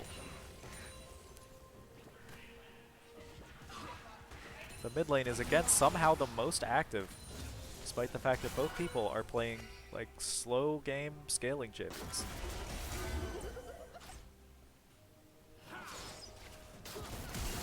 And right now we have the Annie flash onto the Seraphine. They're trying to get a kill. It looks like they won't be able to. And actually, Annie's just taking a bunch of damage in return from the Ezreal. Varus has to flash out, but Wukong's there. He's going to try to clean up by taking out the Seraphine. He's going to get it. He might get a second kill here too. No, he just barely has to back off. That is first blood for BluGold. And in the top lane, Kled has had enough of Darius' shenanigans. But Darius, in fact, has had enough of Kled's shenanigans. He's going to keep hitting each other. In the bot lane, they are getting tower plates, which is free gold, but they're splitting it between 3 people, which is not optimal. Although, of course, you can't really complain when it's free.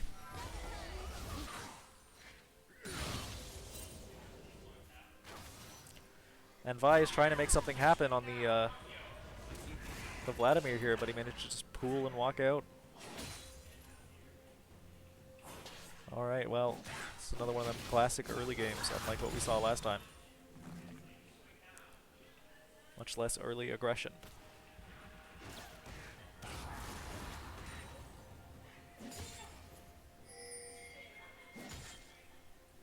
It looks like something's happening in the mid lane, some sort of fracas, but in the top lane, Darius is just going to get killed. That was surprising. I was expecting him to flash out or, you know, heal some from the Q there, but nope, guess not. Meanwhile, Vi is continuing to try to make something happen in the mid lane, but Orianna has no mana, has no ult, and basically can't follow up, on top of Vladimir being able to dodge her entire engage.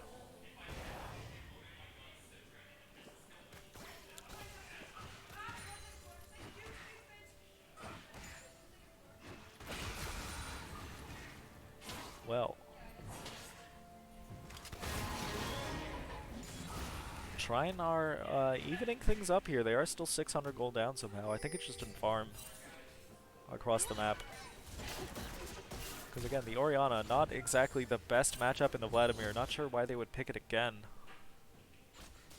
Especially when the Victor's up. They've been playing Victor a lot. I don't know enough about the matchup to say whether Victor would be worse than Orianna at dealing with Vladimir, but, you know, after what happened last time, you might just want to try something different, even if it's not necessarily better.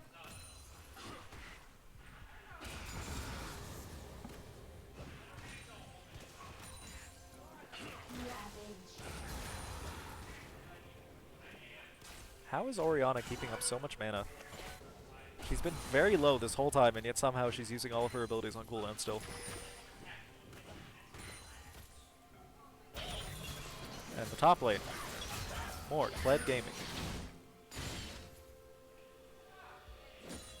Oh, the grievous wounds that comes out from the Kled Bear Trap ability is stopping Darius from healing. And he walks up into a bush just a little too far, gets killed.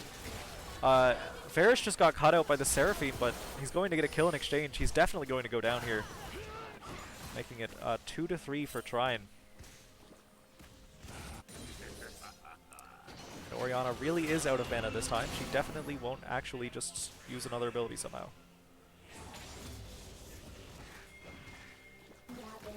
And I take it back. She is regaining a lot of mana all the time.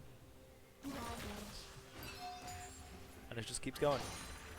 The first dragon of the game is up. Neither team's really in a position to contest it just yet. Although if I had to guess... Oh, we got the Darius flash, except the Kled remount at the worst possible time for him. He's going to die to a tower shot. That is so sad if you're a BluGold fan. It was really close to working. But again, the Kled master just played like a ton of Kled. What I was going to say, and I'm realizing now I was actually wrong, is that I was going to say BluGold's probably more likely to take the dragon. Just because they're ahead, but they are in fact not ahead. They're equal in jungle, equal in ADC, and equal in support, except that Seraphine has died twice, Annie has died once, Varus has died once. So really, like, nobody's doing better than anyone else in the bottom lane just yet. Darius no longer has flash, and that's going to be 5 minutes where Kled can do basically whatever he wants to him. Especially now that Kled has ult up and can just sort of sprint back to lane. We might see a repeat kill up the top lane here very quickly if Wukong isn't prepared. It looks like he won't be. Rift Herald is up, so Kled's going to be looking for it.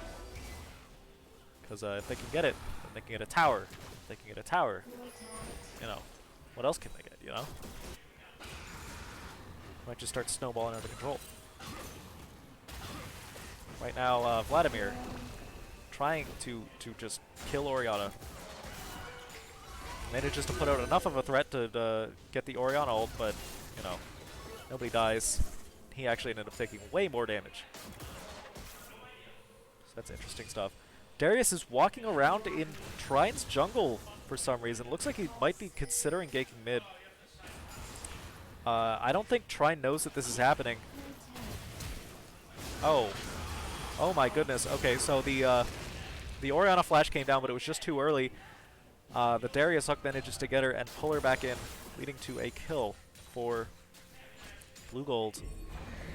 Although they know the Darius isn't there, they're just going to they're just going to take this tower, I think. Probably just the whole tower. Yep. You know, first tower and a kill. I think first tower is more value actually, because a kill and a tower are usually around the same gold value, and you get the bonus gold for taking the first tower. Plus, they managed to get the Rift Herald to crash a second time, dealing just a little under half of that second tower's max health immediately at no risk and no cost. And we'll get the objective timers up again. So we know the next Rift Herald starts at 4:55. 4 minutes and 55 seconds from now.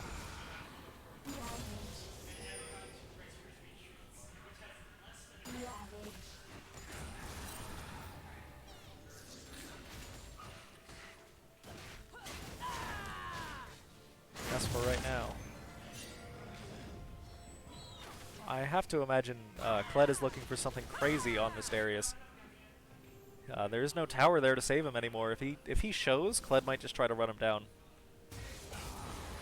Especially when Kled is 2 kills and nearly a full item up.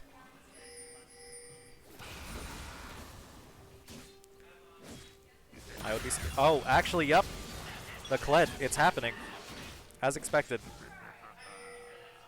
Darius tries to trade back, but does not nearly enough damage to make that worth it.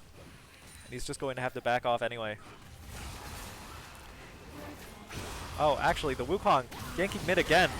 That's going to be 2 ults down, except the Vi is there to save her, getting the kill onto the Wukong. The Vladimir is kind of caught out, but he has the pool. He managed to flash over the wall. He's on the Seraphine, who's alone, but he has to keep running. And he manages to get out. So Orianna survived barely with her life. And if Vi tries to regank this, it might just work for her. Actually, Annie's coming up for some reason. I'm not sure what that's about. But again, Vladimir never dies. Oh, actually, if the Kled comes, he might.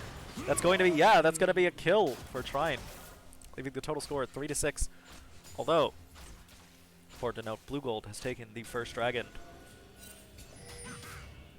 The next one is the Ocean one, and here's an easy trick if you didn't know. If a dragon is one of the first 2, it can't be the one that gets the big buff for 4 dragons. So, we know it won't be the Chemtech one. We know it won't be the Ocean one from last game.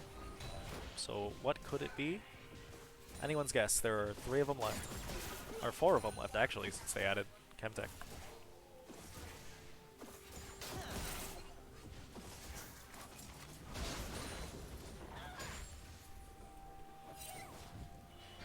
Kled is just getting a bunch of free tower pressure. Again, top and mid just keep trading. Very synergistic team is Trine, apparently. Although I have to imagine Darius could probably just kill Orianna if he really put his mind to it. Especially with Ghost up. So, not quite sure if that will work as well as the Fiora matchup. So it looks like Darius is going to focus on the middle lane instead. Actually just wandering around the jungle. Not quite sure why. Vi is coming for the bottom lane, and ooh, yep. BluGold did not know. Annie gets caught in the cross-section of all these ults. Except Wukong's there to try to salvage something. He really can't. The Varus managed to flash out just in time. It's going to be 1 kill. Just for Trine.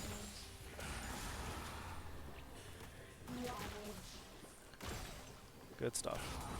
And Orianna is back in her appointed lane.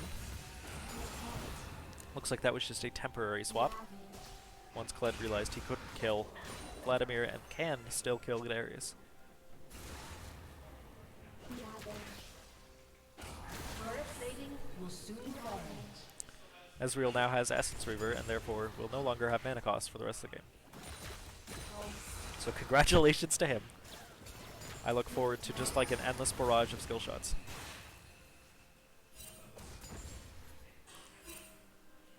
Looks like Kled's trying to set something up on the Darius here, but oh, actually the Wukong's coming up to take blue buff.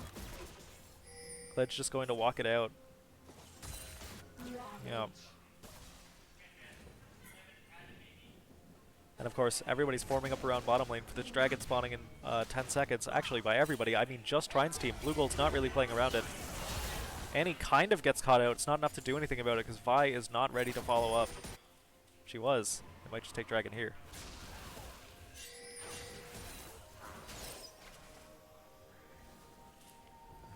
And it looks like they are going to take dragon as Trine's bot lane pressure the bottom tower as a distraction. And Kled just Kleds all over this Vladimir in the middle lane, cutting his healing by 40%, I believe. Just as a basic function of his character.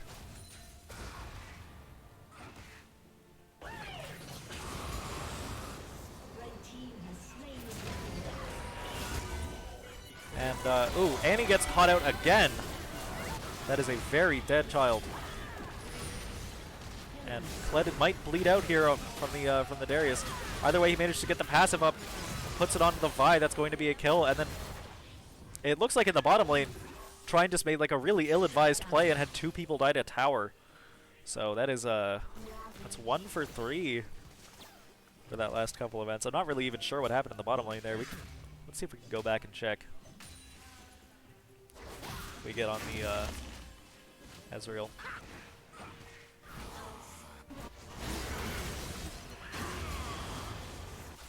Let's see what happens here.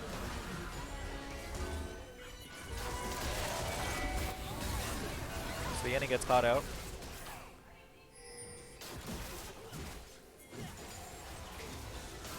They just continue trying to press her to the tower. Except Seraphine walks under it, gets ulted, and then the ult chains to Ezreal. Alright. Let's get back up to live real quick. As we can see, most of the time we just missed was people walking around aimlessly. It's now 1-to-1 dragons, and it looks like the big soul buff is going to be the infernal one, which is just a big chunk of damage every time you do damage. You know, more damage for damage is, that's exactly what you want. At every situation for every character. It's definitely one of the best buffs. So I imagine the dragons are going to be much more contested than they were even later in the game last game. Because especially early, we kind of see teams just ignore it. Trine taking the Rift Herald here. Kled's trying to zone off an entire team by himself and succeeding, while Vladimir split pushes in the bottom lane. Looks like Kled's going to contest by ulting all the way to tower from probably bot side jungle.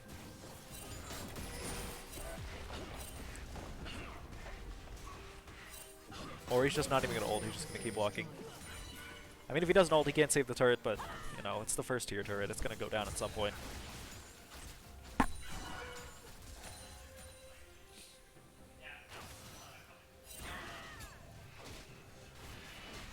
we go.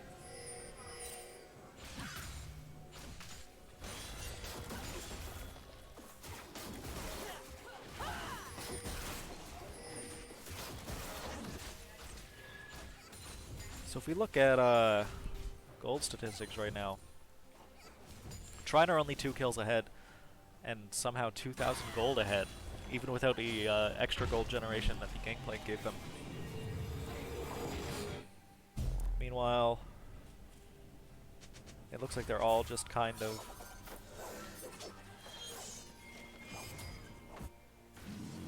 hanging out, actually. Nobody's like pressuring anything at the moment. There's no jungle objectives up. The only first tier tower that's up has a Vladimir right next to it, so no one's taking that anytime soon. It looks like we're just going to be waiting for the next dragon in 1 minute and 33 seconds. And Seraphine's just going to take a bunch of damage from a surprise Wukong in a bush.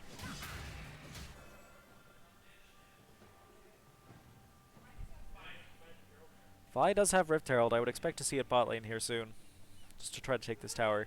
I don't think she knows that Wukong's still in the bottom side jungle. Although they do know that Annie's there. Might make her reconsider and drop it mid lane, or possibly. Anyway, we're having Orianna just chased down by this Vladimir again. I mean, it's not unexpected, except the Vi ult comes down. It's not enough to get him, just because he has the pool up.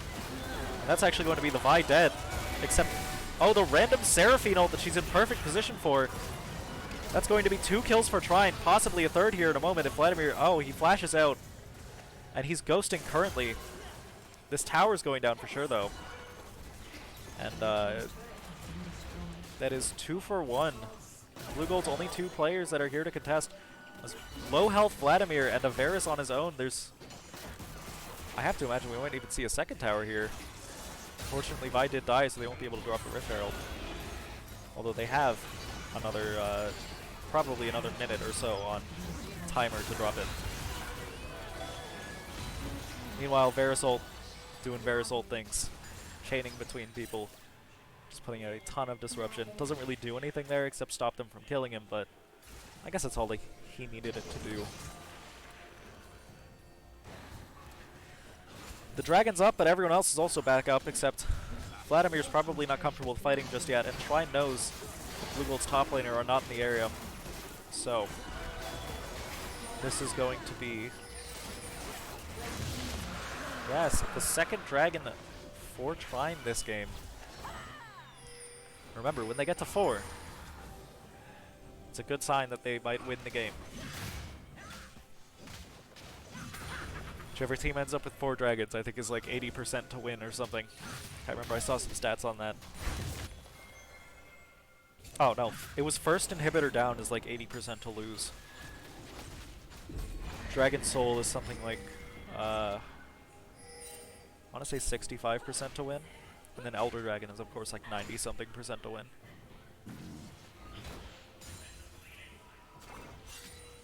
Meanwhile, Trine had to just drop the Rift Herald because it was rotting away in the inventory. Can't really, like...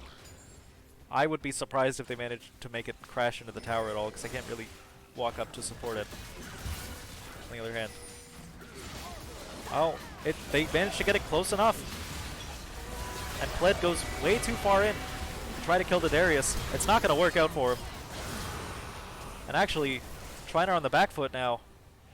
Traded a lot of resources for a lot of resources, but BluGold are the ones that ended up with a kill in that exchange.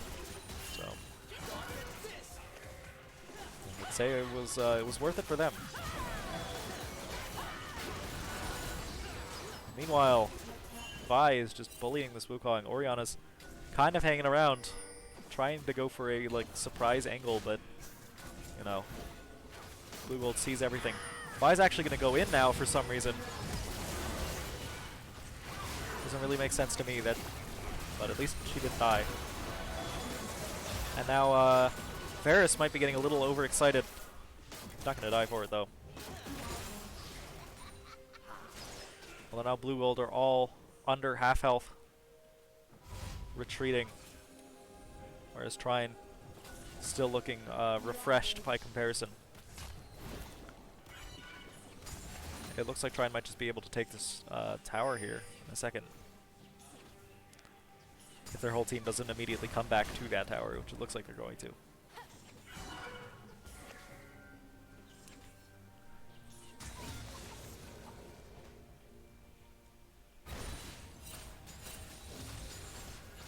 Baron's up, Dragon's not up for 2 minutes, 30 seconds.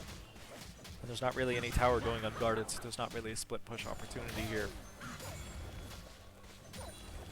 So we'll probably be seeing both teams trying to farm up for whenever and wherever the next fight is. At least for a little while. As you can see, BluGold attempting to get back vision control of their own jungle. Managed to get it, but you know, you don't want it now. You kind of want it in like 3-ish minutes when I predict the fight would be starting, and most of those wards will have died of natural causes.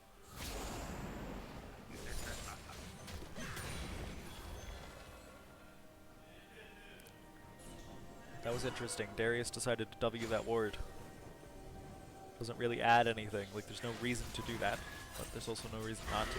It's just a personal preference thing.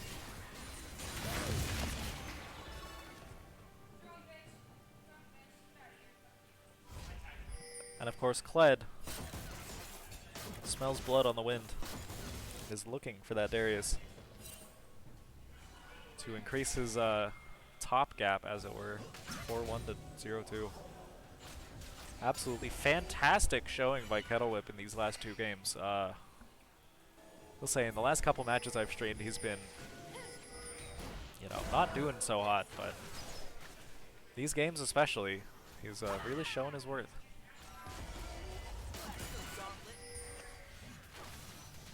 Ezreal is now, I guess, just farming. I thought he was going to try something. Trine are playing into being a poke comp. Orianna got scared. The Vladimir had to flash out.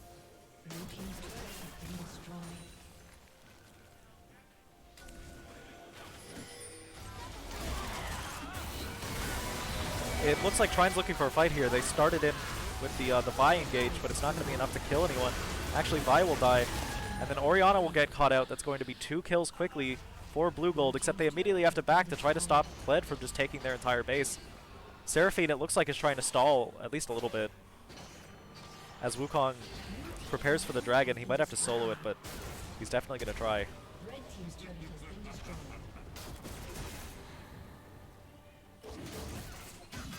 In the middle lane, the age-old matchup of Ezreal versus Vladimir, as BluGold get their 2nd tower of the game. And Kled comes around behind the Vladimir. Looks like he's going for something here. He misses the skill shot. Vladimir still has pool up. He's just going to have to walk out. I don't think they know that BluGold, the rest of BluGold's team are coming, but they don't need to know that this is a bad idea. It's going to be a kill for BluGold, leaving the total score right now at 11-10 for BluGold, despite the fact that Trine is still up 1.7-ish thousand gold.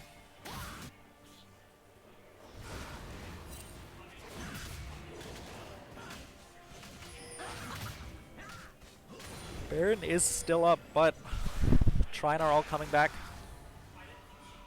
BluGold probably can't force it just yet. If I'm in Trine's shoes right here, I'm asking what's going differently this game than last game, because things are definitely going a lot worse. I think their team fight as a whole is worse now that they don't have the Lux. The Seraphine is helpful for holding people down while other people do damage, but you know, you don't have anyone doing that damage when Vi gets blown up immediately, Kled can't effectively get in the fight, and your ADC is Ezreal, who tries his best, but, you know, Ezreal, the champion, does not do nearly as much as Caitlyn. He has to rely on inconsistent skill shots.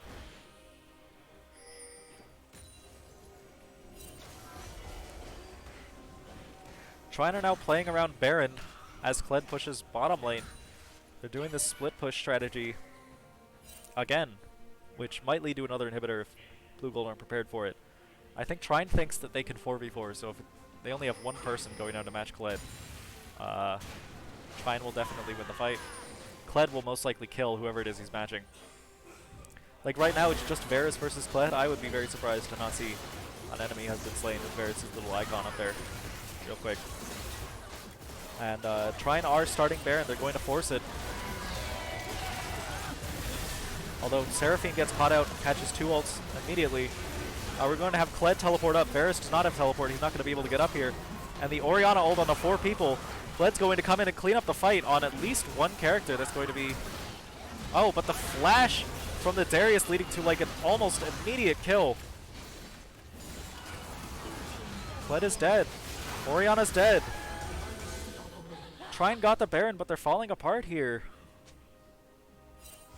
And Vladimir can almost definitely run down the Seraphine, especially since he has Ghost going on. Well, she manages to juke him. See how long her luck lasts. Does it last at least 4 seconds, I guess, is the question.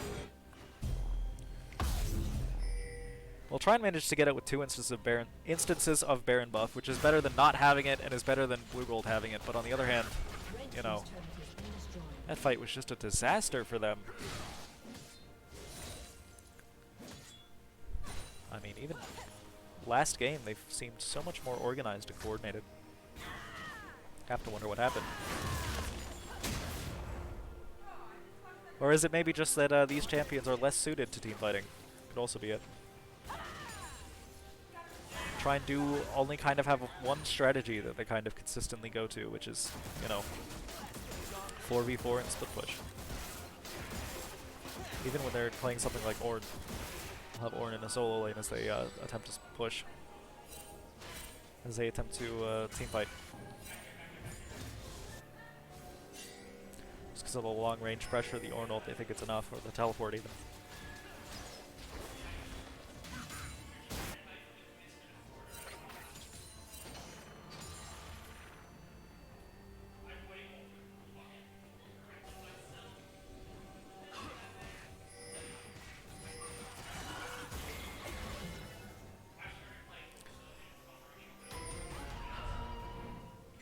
Trying to start a fight here. The Kled ult from a random angle does manage to catch the Varus, and then the Seraphine ult to follow up. That's going to be just a quick engage, in and out, easy kill. Except Kled oversteps his bounce, and if Wukong didn't have that stopwatch, he would be dead.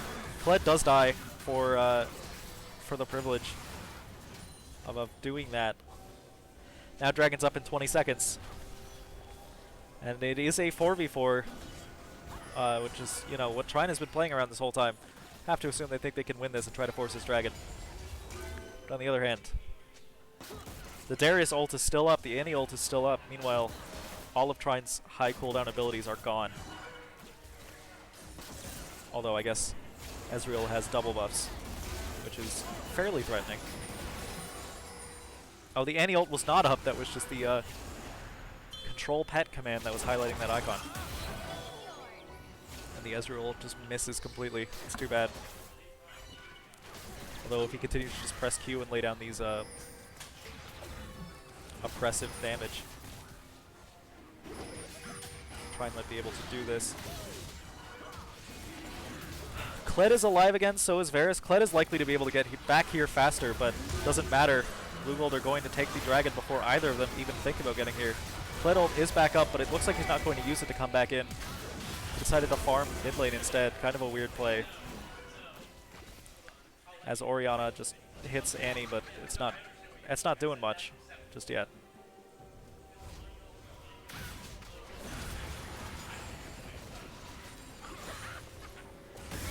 Oh, the random Ezreal ult to catch the Annie. Fun stuff.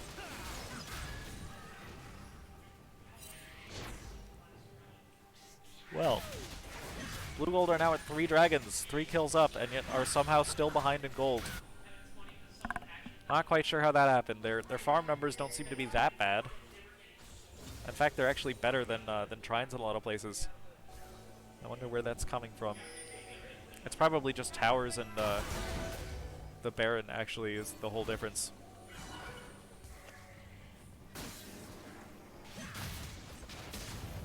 See if Trine can leverage this. Oh my goodness. Well, repeat viewers will know what that sound means. You heard it in the background under all these sound effects.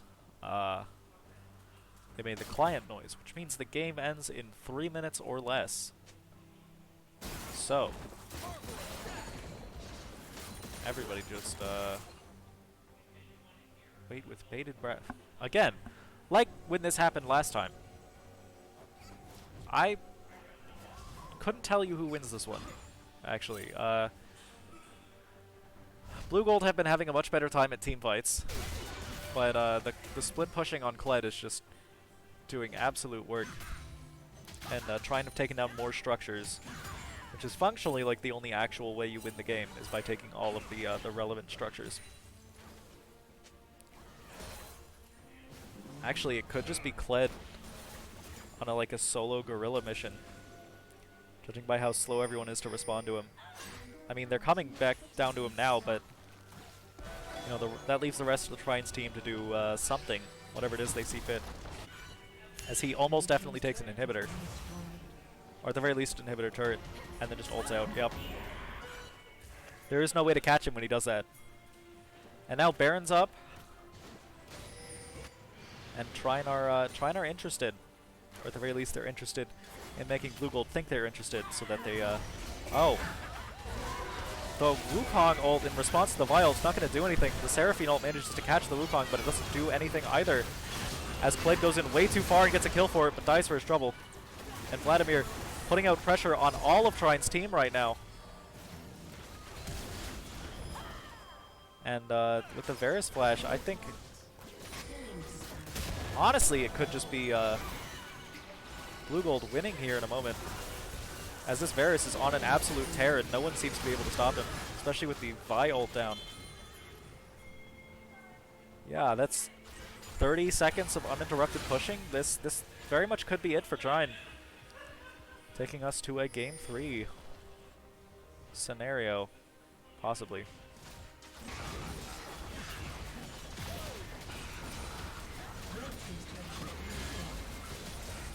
I mean, the only way Trine wins this from here is if BluGold get way too overconfident and get caught out, which they are taking a bunch of tower shots for free.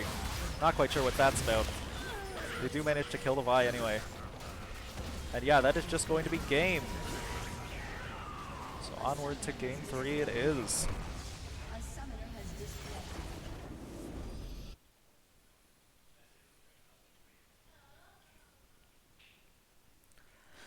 Well, if you ever wanted to deep dive in stats or anything, here we are. Vladimir did the most damage in the game, followed by Orianna, and then very close behind her was Ezreal.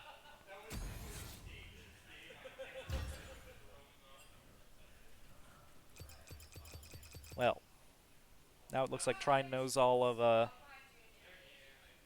both teams know all the other team's tricks, so this last game is probably going to see very different bans and strategies.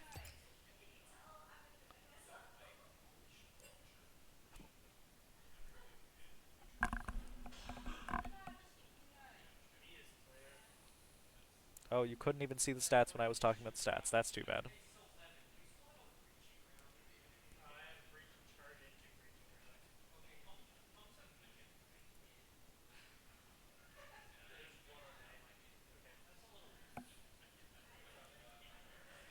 It looks like Trine has picked first pick this time.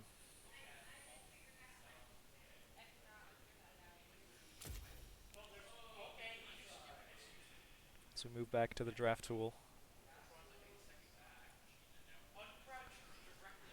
I gotta be honest, I really would have preferred that they only went to a Game 2, but, you know, the suspense is fun, and I'm sure you all wanted more content. So, here you go. Congratulations. And it looks like they are actively drafting in the draft tool, despite the fact that BluGold have not yet said they're ready. Oh, well, we just aren't going to wait for them to say they're ready, because they're just going. Suo and Zach are the same bans as the first two games. The Lux ban is carried over from the second game. BluGold, they banned the Wukong because they're no longer first pick. Understandable. And Trine bans the Vladimir. They finally take the hint.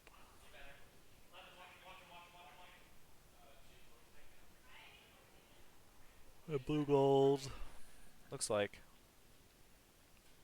it's gonna get rid of something. The Sejuani again. Interesting. Yeah.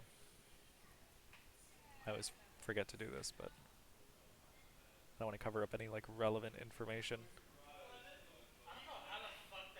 Timer doesn't really matter. Trine's gonna pick the Jarvan. That was banned in the first game and just not contested for the rest of this series so far, so we'll see how well that works for him. And now We're seeing the Annie repick. Of course, it did good. Not unexpected. Annie Varus just going to be the bot lane of choice here. Now Trine knows BluGold's entire bot lane. They might just take their bot lane here before BluGold has a chance to ban any of it. So that would probably include like Caitlyn Morgana, possibly. Caitlyn Seraphine. Definitely another option. The Ezreal was exceedingly safe, but it wasn't very successful as a strategy. So, yeah, not going to see that again. We're going with the Caitlyn if it's up.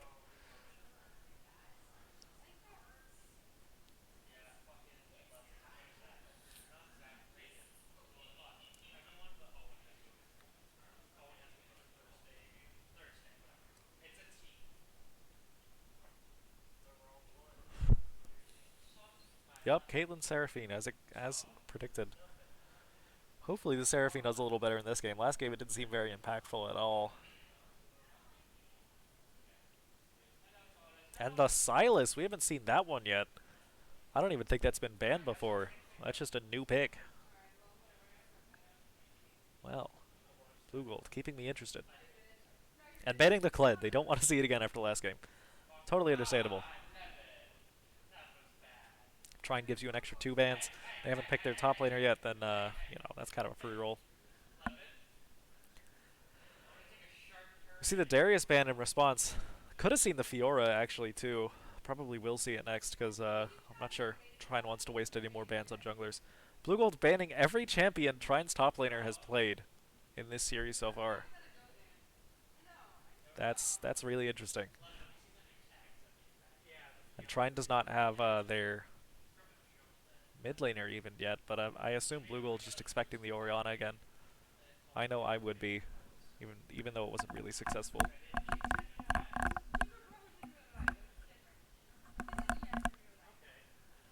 Sorry, my headset here is kind of breaking. The Yone. What the hell? That is 2 new picks in Game 3 from BluGold. Normally, if you ever get to a Game 3, it's all the same stuff you've seen before, all the greatest hits from the past 2, most successful. But not this time.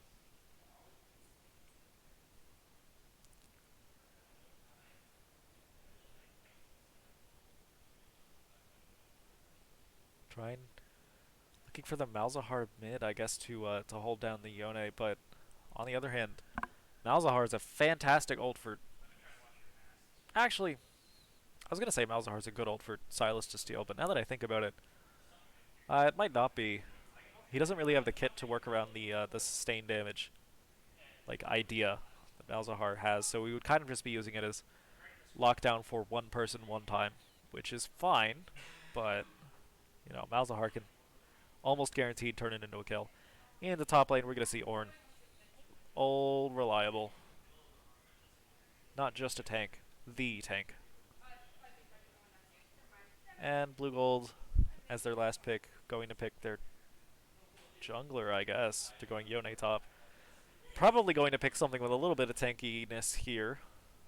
Or if not, Trine just going to probably run them down with proper front-to-back team fighting. Yes, we see the Malphite. Okay, so that's the Silas jungle, I guess. Yone mid, Malphite top, or Malphite jungle? I couldn't even. I really don't know. Get to wait and see. And I'll move my watermark logo mascot friend back down to the corner. And they are ready. I'm going to go actually get more water. So I only take 1 break in between each game. And I kind of need it. So I'll return shortly. This next little bit is going to be things you've all seen before, so feel free to take a minute. Feed your fish. Don't go anywhere.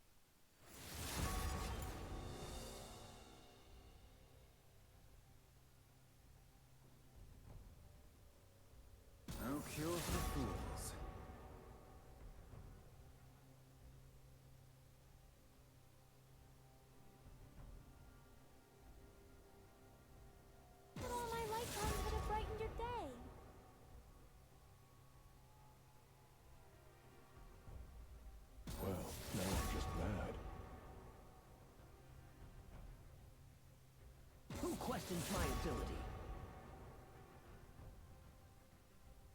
I'm absolutely livid.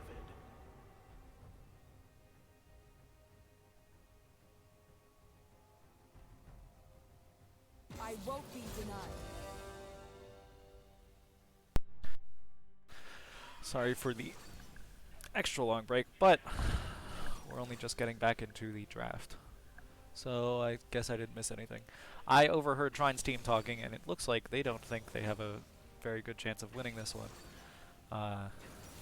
Something along the lines of our win condition is them losing, not us winning. So that's not good. If you're a Trine fan. I guess it's very good if you're a BluGold fan.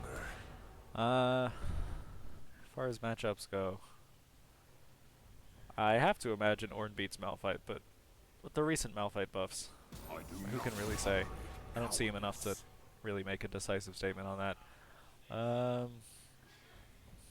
Jarvan into Silas jungle. Silas jungle is very feast or famine. They either win early or they don't win at all. So we will probably see a lot of things coming out of BluGold's jungle immediately, whereas Jarvan takes a little bit longer to get online. And Malzahar to Yone.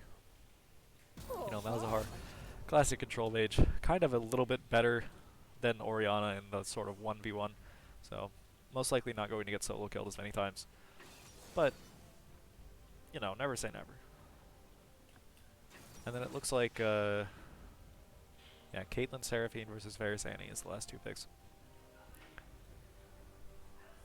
Well, for matchups, yeah, like I was saying, I think Ornn beats Malphite, but I'm not sure. If Silas wins early, he beats Jarvan. If not, Jarvan wins. Malzahar probably wins against Yone until like 3-ish items, at which point Yone will just run all over Trine's team and ruin everything.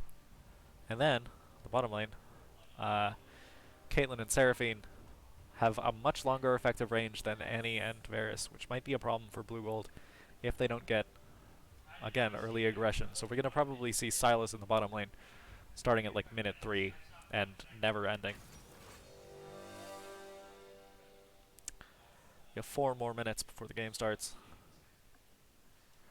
So I need to think of more things to say. Well, it's going to be the first game where BluGold's mid laner is on anything besides Vladimir, so we'll see how he does when he doesn't have the sort of automatic free get out of jail free card.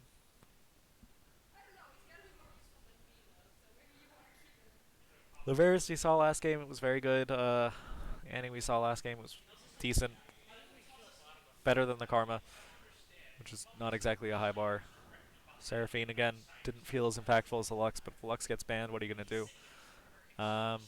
The Caitlyn was really good in the first game. Silas, Yone, and Malphite are really where the spotlight is for me because they are completely new picks. We have no idea how they're going to play out. Ornn too. And I guess Jarvan, but, you know, if BluGold thought it was bad enough to ban it, or good enough to ban it, and then, you know, just let it through this third game, obviously something changed in their perspective of what they can do. Maybe the Silas was actually a practiced counter pick for the Jarvan. I mean, I've seen crazier things.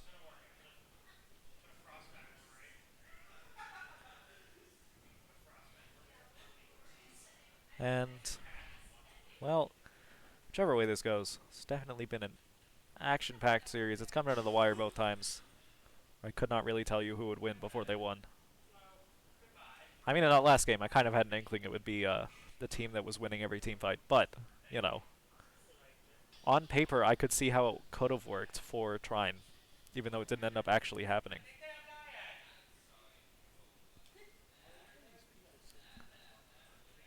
That's a good question. Another 2 minutes to go through.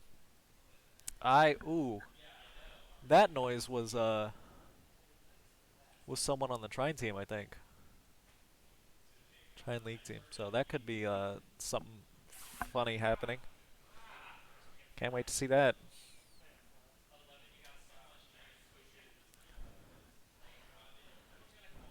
As far as ults go for Sylas to steal, like I was saying, Malzahar is good in theory, probably not as good as good in practice. Caitlyn is a bad choice for him. Seraphine's a really good choice for him. I think Ornn is decent, but the ratio on it is pretty bad, so it's not going to do damage or anything. Just going to be a big knock-up. And Jarvan ult, of course, old reliable. Just sort of fire and forget. People can't get away from you. And you're Sylas, so you want that. I mean, all just sort of classic stuff. Normally you would see Malphite and Sylas on opposite teams. The Sylas is the counterpick for the Malphite, but in this scenario, they're working together. It's like Batman and the Riddler teaming up against the Joker, which is obviously like Malzahar or Jarvan. Varus, I don't know. The big problem for Trine that game was like overconfidence, I think. A lot of the plays that they messed up were brain off, running under towers, taking a bunch of damage, dying for free. Like we saw with that root early on in the game that had to rewind to go catch. That was just sloppy. That was really sloppy. Can get game capture here in a second as we get into this game 3 of NECC week 5. Want to say 5. It could be 6. Whatever the title says is probably right, because I think I checked that.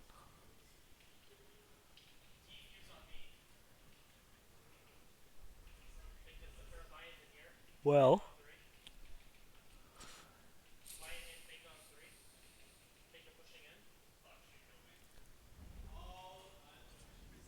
immediately I can tell you the Trine team came to play for sure. That cleanse on the Caitlyn, you take that if you are ready for something to go crazy. And it looks like BluGold are actually going to invade this game. Trine are not getting into defensive formation fast enough to stop this, so this will probably be what that screaming noise we heard earlier was. If the Seraphine doesn't die here, I'll be very surprised. Because if they come up around, yep, they come up around this corner, you can't really see them until they pop out right there. Although without the ward, just manages to get the root and walk away. It's a bunch of free damage and up to 20, maybe even 40 free gold. 0 free gold. Yep, okay. Because, oh, no nearby champion, or no nearby ally champion. Alright. And then, again, just gonna pop that up. Yeah, objective timers, love those. I'm gonna see Chemtech Dragon as the first one again. I think this is the 3rd time in 3 games that's happened. So that's crazy stuff.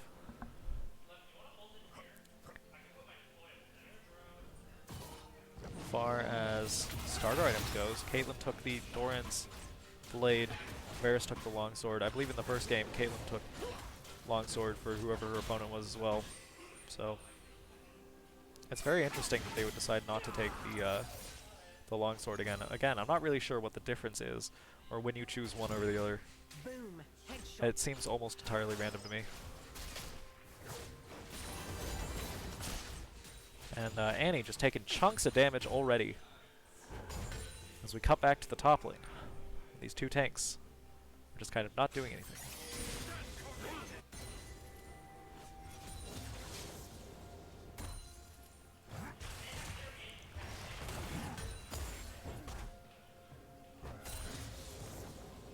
Malphite has hit level 2, but he can't really leverage it. Like, tanks don't really have the same sort of level 2 advantage pressure that most other characters in the game have. And in the bottom lane, Caitlyn is doing Caitlyn things to this Varus, outranging him and just getting a bunch of free damage here and there.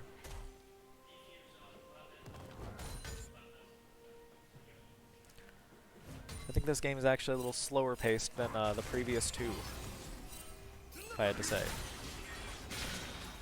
Especially in the middle lane.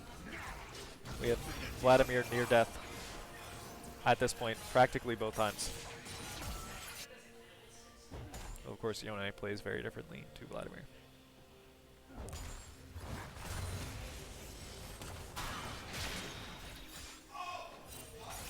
Oh, Yone just out-trading the Malzahar.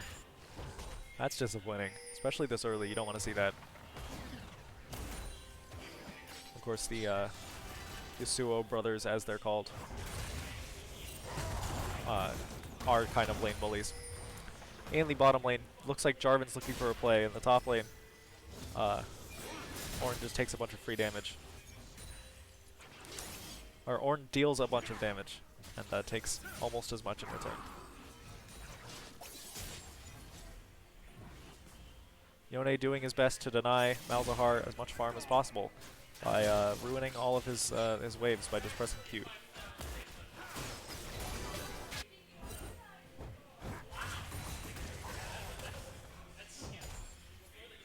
Alright. Well, Sylas and Jarvan are both in the bot lane, but it looks like neither of them are going to actually commit hard enough to do anything, or even like show to the other team in the lane. Which is probably why they're both still there. They don't know the other one's there. And then for now... Oh, try and catch out the Varus just in the middle of everything. The Caitlyn E plus the Seraphine root equals a stun because of how that ability works. That's just an immediate kill for Trine. Well, judging from the last two games, the team that gets first blood wins every time, so... Congratulations, Trine fans. We can all go home.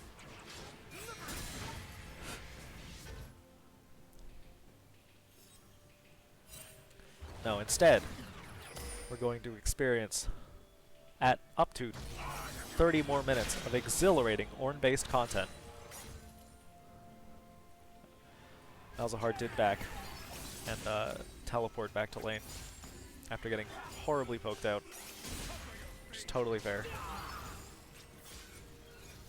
Literally the only way to use teleport this early, actually, because ever since they made the changes, you can only teleport to towers for 14 minutes.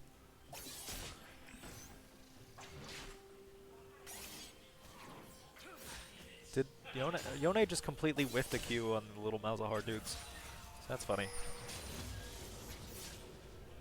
It's a fun part of being a spectator. You get to notice all like little mistakes people make here and there. Like Malzahar is just absolutely missing this one. Oh, Yone just tried to like surprise ult the Malzahar, just barely whiffed it. That is disappointing. The Sylas was there to follow up and everything. Malzahar doesn't even have ult yet. That would have been the perfect play if he landed his abilities.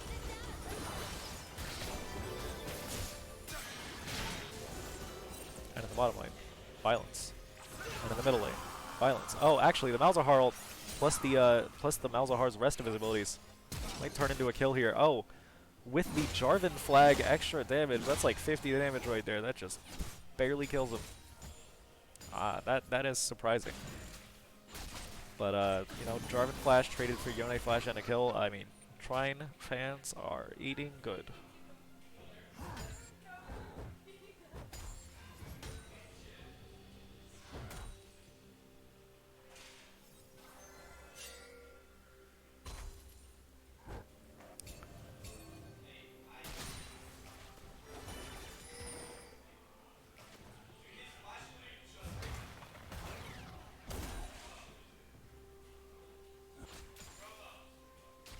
And Jarvan, again, trying to make something happen in the bottom lane. He manages to just ult onto the Varus. He's going to die here.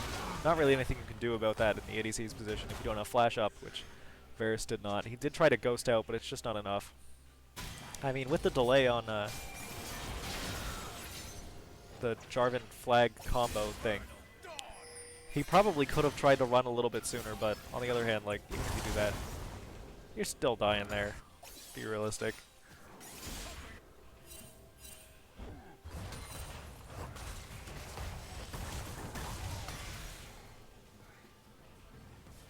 Yeah, so Ornn is kind of clapping this Mal fight, as expected. For once I made the right call. And then in the middle lane, Yone doing Yone things and killing Malzahar completely surprisingly. And then actually he's going to re-engage, try to kill the Jarvan. If Jarvan stays, he's just going to do it again, probably. especially with Silas there to back him up. Oh, we see the Malphite flash because he's too afraid of the Ornn. Ornn does have ult, so does Malphite. I mean, we could see like at least one player dying here. I would not be totally surprised to see that happen. Which one? It depends. If Ornn manages to flash the Malphite ult, it'll probably go in his favor, but if he doesn't, Malphite will get the kill. And then from there, that'll probably decide the course of the rest of the game for these two.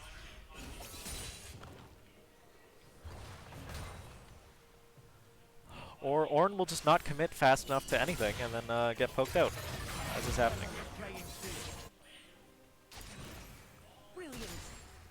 It looks like Annie and Varus are trying to set up like some sort of bush thing for the Caitlyn. He's not walking close enough for them to actually do it just yet, but they're extremely patient. Oh, actually they are going to do it. Except, no, Varus just takes half his health. Or, well, really it's closer to a quarter, but just a ton of damage for free instead. I think Ornn, yes, Ornn backed and teleported back to lane. He's taking much less damage from Malphite Qs now. I have to assume he got like magic resist or something. And, oh, we see another engage by the Jarvan on the Varus, except Silas is there with the Malzahar ult to actually make it stop. Although, now that's going to be another kill for the Caitlyn, followed by a third kill for the Caitlyn. 3-0 this game, I believe. Because, you know, despite the fact that Annie and Silas both flashed out, you know, Caitlyn wants you dead to a certain extent. You're gonna die. Or you're gonna get close. Especially if she's full health.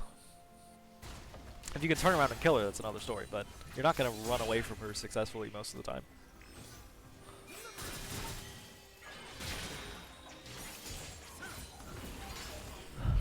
So Trine, kind of getting mid-gapped this series, as it were. I don't really know what the idea behind the Malzahar pick was, because we saw it just there, like, even though it wasn't the best, it did still result in Jarvan dying. You don't need to exactly be the most efficient use of an ability to still be successful. Trine just took Dragon, uncontested, and no one noticed, even the camera. That's interesting. Well, it's now 5-2 for Trine. Good on them. Good on them. And taking a dragon too. Jarvan's still around the bot side. I mean, practically every time he wants Varus to die, he can just say, Varus, you die now. Because if Varus doesn't have flash, the ult is just a death sentence if Caitlyn's ready to follow up. Which, right now, he does not have flash, Jarvan has ult, Caitlyn is ready to follow up. Although, he played far enough back for long enough that Jarvan got bored and walked away. He's got vision like a T-Rex. If you don't move, he can't see you.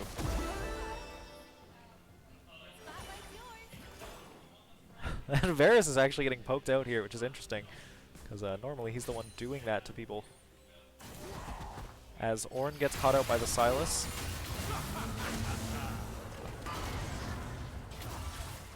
Yeah, as we saw, the Ornn ult is not exactly like good for Silas, honestly.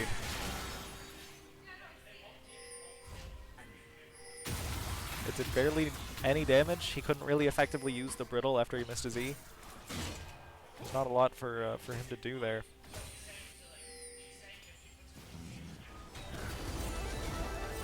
Meanwhile, Varus walks too far up, takes a bunch of damage and a Seraphine ult. He's just gonna die here. Yup. Unstoppable. Is that 5-0 or 6-0? 5-0 for the Caitlyn. Probably this is gonna be a fast one if I had to guess. And Jarvan's sort of hovering around the bot side. He doesn't have Rift Arrow or anything, so they can't take this tower just yet, but if Annie lets herself get poked out too far, I'm sure they'd be happy to dive.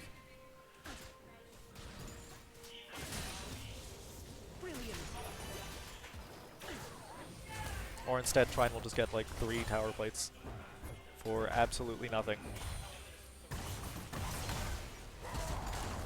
Oh, Ornn missing the knock-up just barely.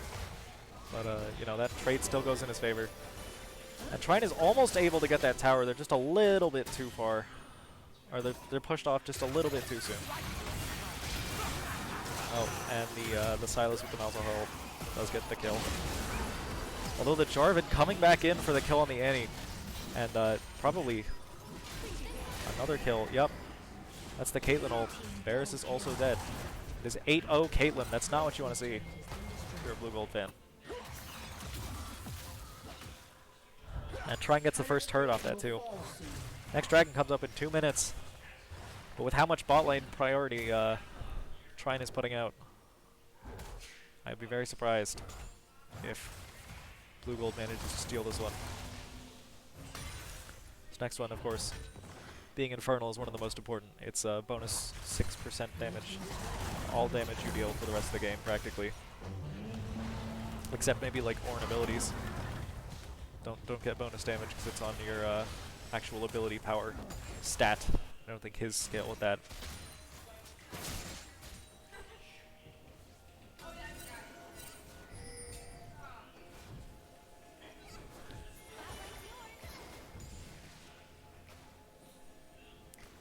Trine is just... They're playing very safe. Playing very reasonably for how far ahead they are. I mean, you know, they don't want to lose this best of 3 in the 3rd game. So it makes sense. But it would be more exciting if Caitlyn and Seraphine were wandering the map, blowing people up unexpectedly. I mean, if Caitlyn has a Gale Force yet, yeah, she does. So that's something we could be seeing. Like if Caitlyn just walks top right now. I'm not really sure what Malphite's supposed to do about that, especially since she has Cleanse to deal with the slow and continue kiting. Although, of course, if it ever came down to that, she'd probably be losing anyway. Ornn bought Heartsteel, which is really interesting. I can't say I was expecting that. I would. The Jack Show changes. Obviously, Jack Show got worse, but not that much worse. Meanwhile, Annie gets caught out and blown up. And the Malzahar ult gets cancelled by Yone's character mechanics. Yup. Getting to another kill for BluGold. BluGold, it looks like are trying to like form up around this dragon. But, you know, Caitlyn is 8-0 and also here. Silas just got rooted. He's probably dead, yup. And now, if Varus didn't have Flash there, he would have also just died. Malphite can't really do anything to stop this. He has ult, but it's not enough. Plus, Caitlyn has the Flash. Probably finger over the button every time she sees Malphite anywhere near her. And yeah, now Trine is taking notice of the dragon being up, and also noticing that their character is much better. And the rest of BluGold's team is heading towards the top side anyway to go deal with Ornn. I mean, he's going to get a tower, then they're going to get the dragon. This is just like compounding advantage for Trine. Raw value.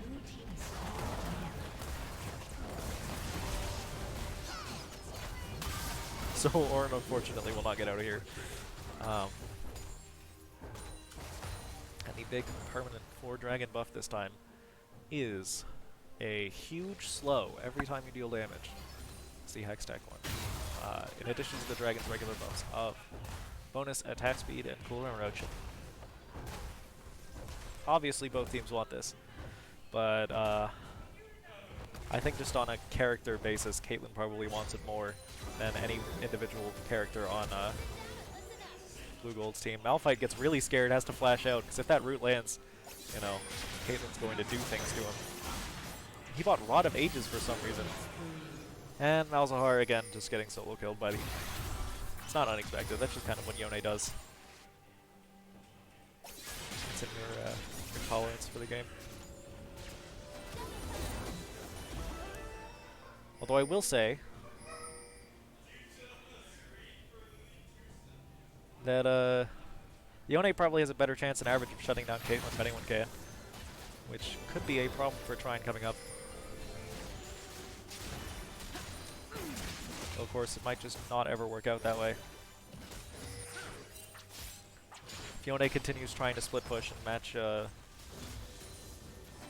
continues to match Malzahar instead. They might not even just ever meet, to be honest.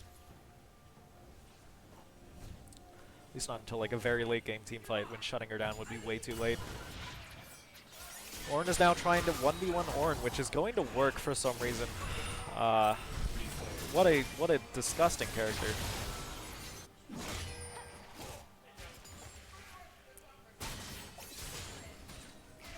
You know, I guess he is kind of just like a second copy of Fiora, a certain way of thinking. Trine are forming up around the second Rift Herald of the game. This would be the first one they would take. Yone here just dies. Gets a little too overzealous. And tries to tower dive the Malzahar, who's just ready with the ult. There's a free kill that BluGold definitely didn't have to give up. Plus Trine gets the Rift Herald. I mean, BluGold are kind of doing the thing Trine did last game, where they just get too confident, make stupid plays, and get punished for it.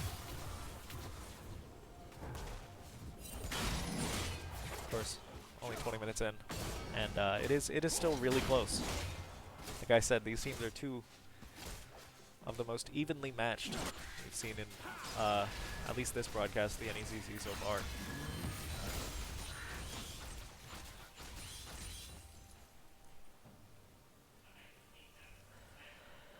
The next thing that's up is just Baron, but exactly at 20 minutes. It's not like they're going to be fighting over Baron. It's kind of a more like late game concept. So I would wager that the next big fight will happen around the Dragon Pit in 1 minute and 45-ish seconds.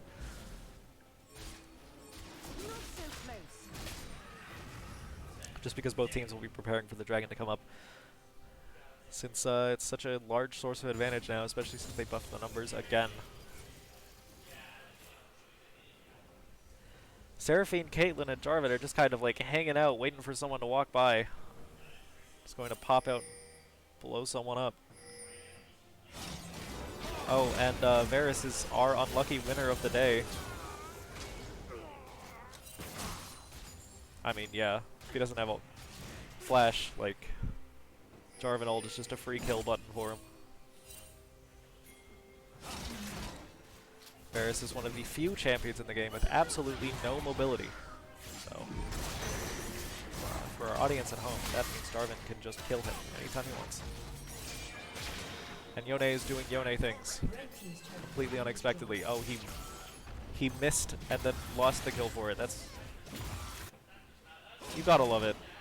I mean, Yone just gets to do so much for free, and then, you know, every time the player messes up, it's like completely skill issues themselves. That's, gives you those warm, fuzzy feelings. I know Yone's not the most popular character to play, and not even the most hated character, I think, in this game, but personally,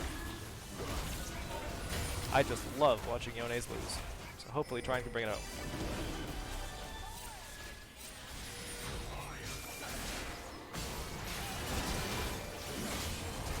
And it looks like, yeah, they're going to steal the dragon. They get the Malzahar ult onto the Malphite, but it's not going to be enough. And none of BluGold's team managed to get onto the Caitlyn in any reasonable capacity. So they only get 2 kills. One on the Jarvan, who was too far up and caught out, and one on the Malzahar, who has absolutely no way to escape.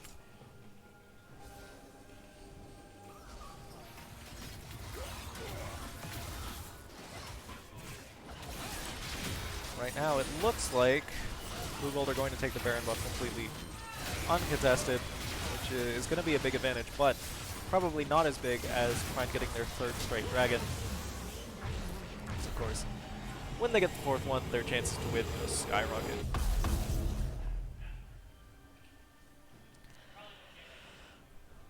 And I think that's like the 3rd objective steal we've seen in this best of 3, so both junglers in decent form today.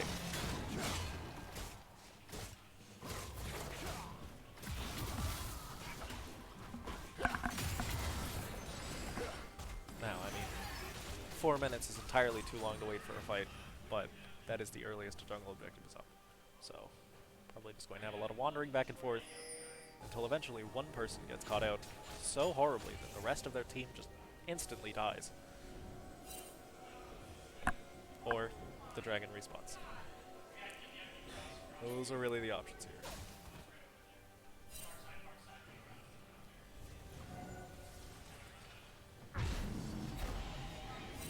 For reference, both teams are playing like very, very careful. They could definitely stand to be a little bit more aggressive on both sides, where Yone can just like be actively hunting down Caitlyn, where currently he's not. Or you know, Caitlyn could just be roaming the map with Seraphine looking for picks, and they're not. But you know, in these competitive settings, teams try to play very safe. Very, very safe. Which makes it hard to stream it when you get like these big stretches of people just walking around and farming.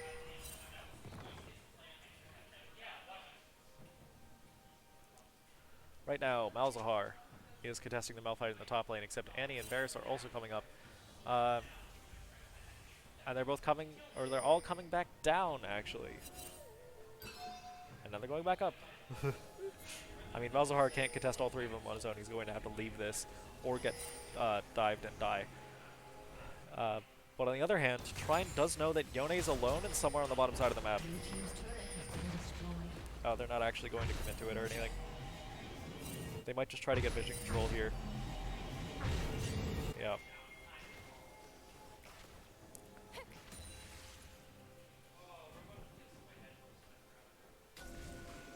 Trine right now is preparing for this dragon in 2 minutes. And Sylas and Yone are a reasonable amount of caught out, especially considering the Ornal coming down. Oh, that's the Yone E. That's like half of his damage right there. He has to commit to just dodging a knockup. As Sylas gets absolutely blown out by Caitlyn with Flash, except then the rest of BluGold's team come up and destroy Trine's remaining bottom laner, leading to a 2-for-1 for BluGold. Of course, with the big bounty that Caitlyn had, that is a whole lot of value to them.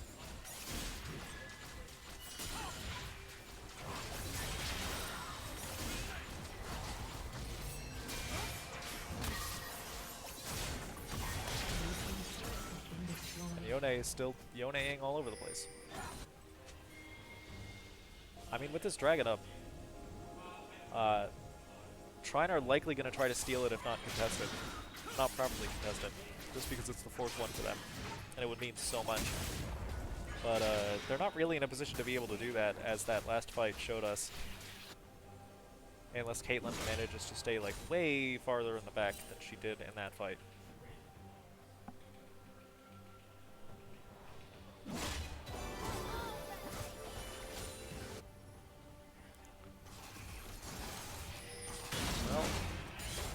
Malphite ult's coming back up, Sylas ult is back up, though we probably can't steal Jarvan's again so soon. Actually, everyone's high cooldowns are back up, so... Oh, except for Annie's.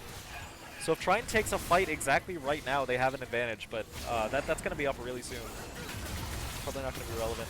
Trine are coming around to try to contest this, except they're going to be a little too slow, except it partially resets, leading to just the sloppiest fight I've ever seen.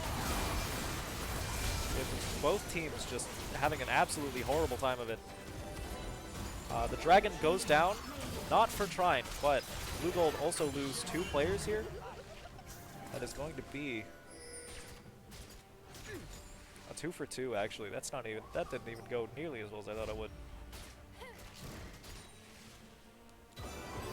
Well, that is a bad sign for Trine if they can only manage that with 3 dragons and a gold lead that has now closed.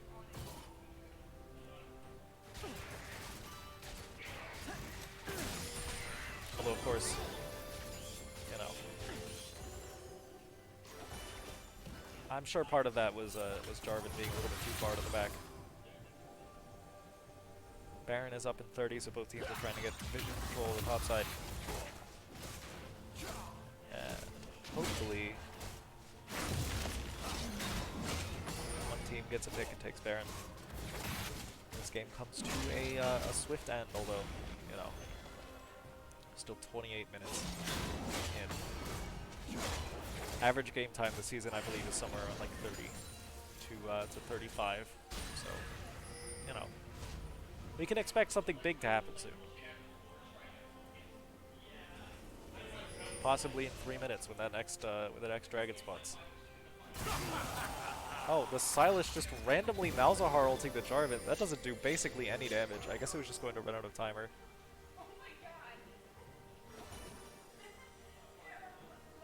I mean, that's no problem for Trine.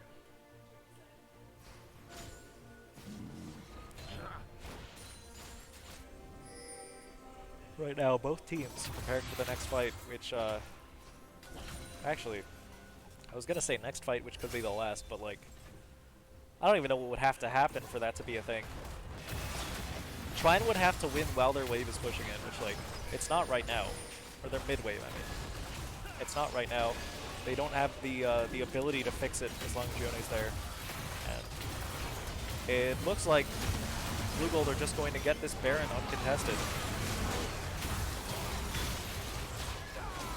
Yeah, Trine's team are just playing way too far back all the time. They seem very scared at the moment, which is not, you know, that's not crazy. Like, the amount Yone has been doing this game is just strike fear in anyone's heart. But you can't play this safe. It's just not going to help you get back into this. Especially if you're behind, like Trine is right now.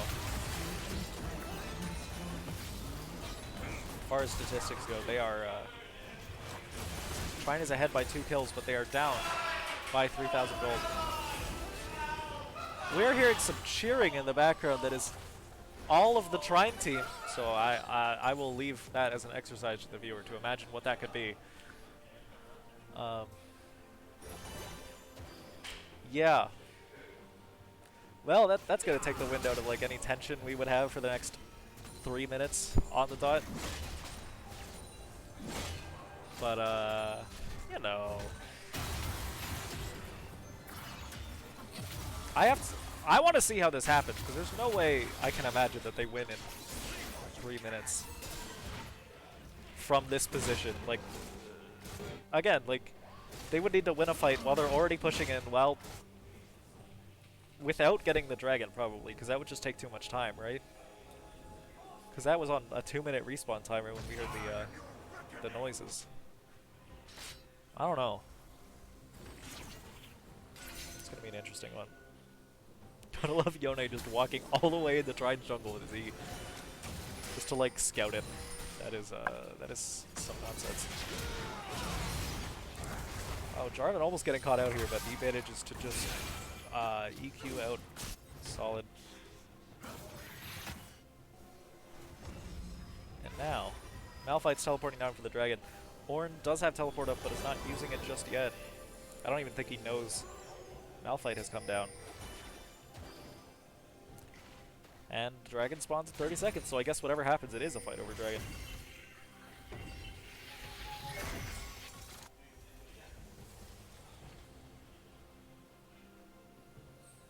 Well, right now it looks like Trine's team are very separated out. And BluGold are together and ready for a fight, so it's going to be interesting to see what even happens.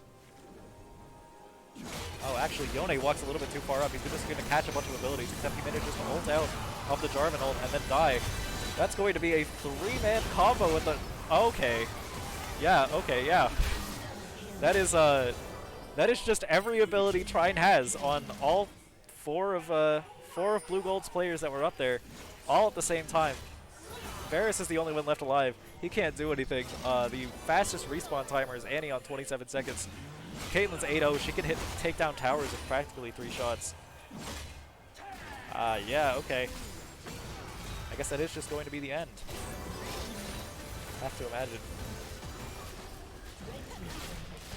Yeah, Annie's going to be up in 6 seconds, and then after that, we gotta wait like another 10 for Yone, who's really the heavy hitter here, and that's not going to be enough time. Trine just focusing down these buildings as quickly as they can, and that's going to be game 3 for Trine, leaving the total score at 2-1 for Trine, NECC Week 5 versus BluGold A. So congratulations to them. That is, I can't say I was expecting it, because I wasn't. But that is a good showing by Trine. So congratulations to the team. I do not believe we have a game this weekend or next weekend, so if you would like more Trine League of Legends content, you will have to wait, I think, like 2 weeks, practically, so very sorry about that. But until then, have a wonderful week. If you're a Trine student or Trine parent, have a wonderful spring break.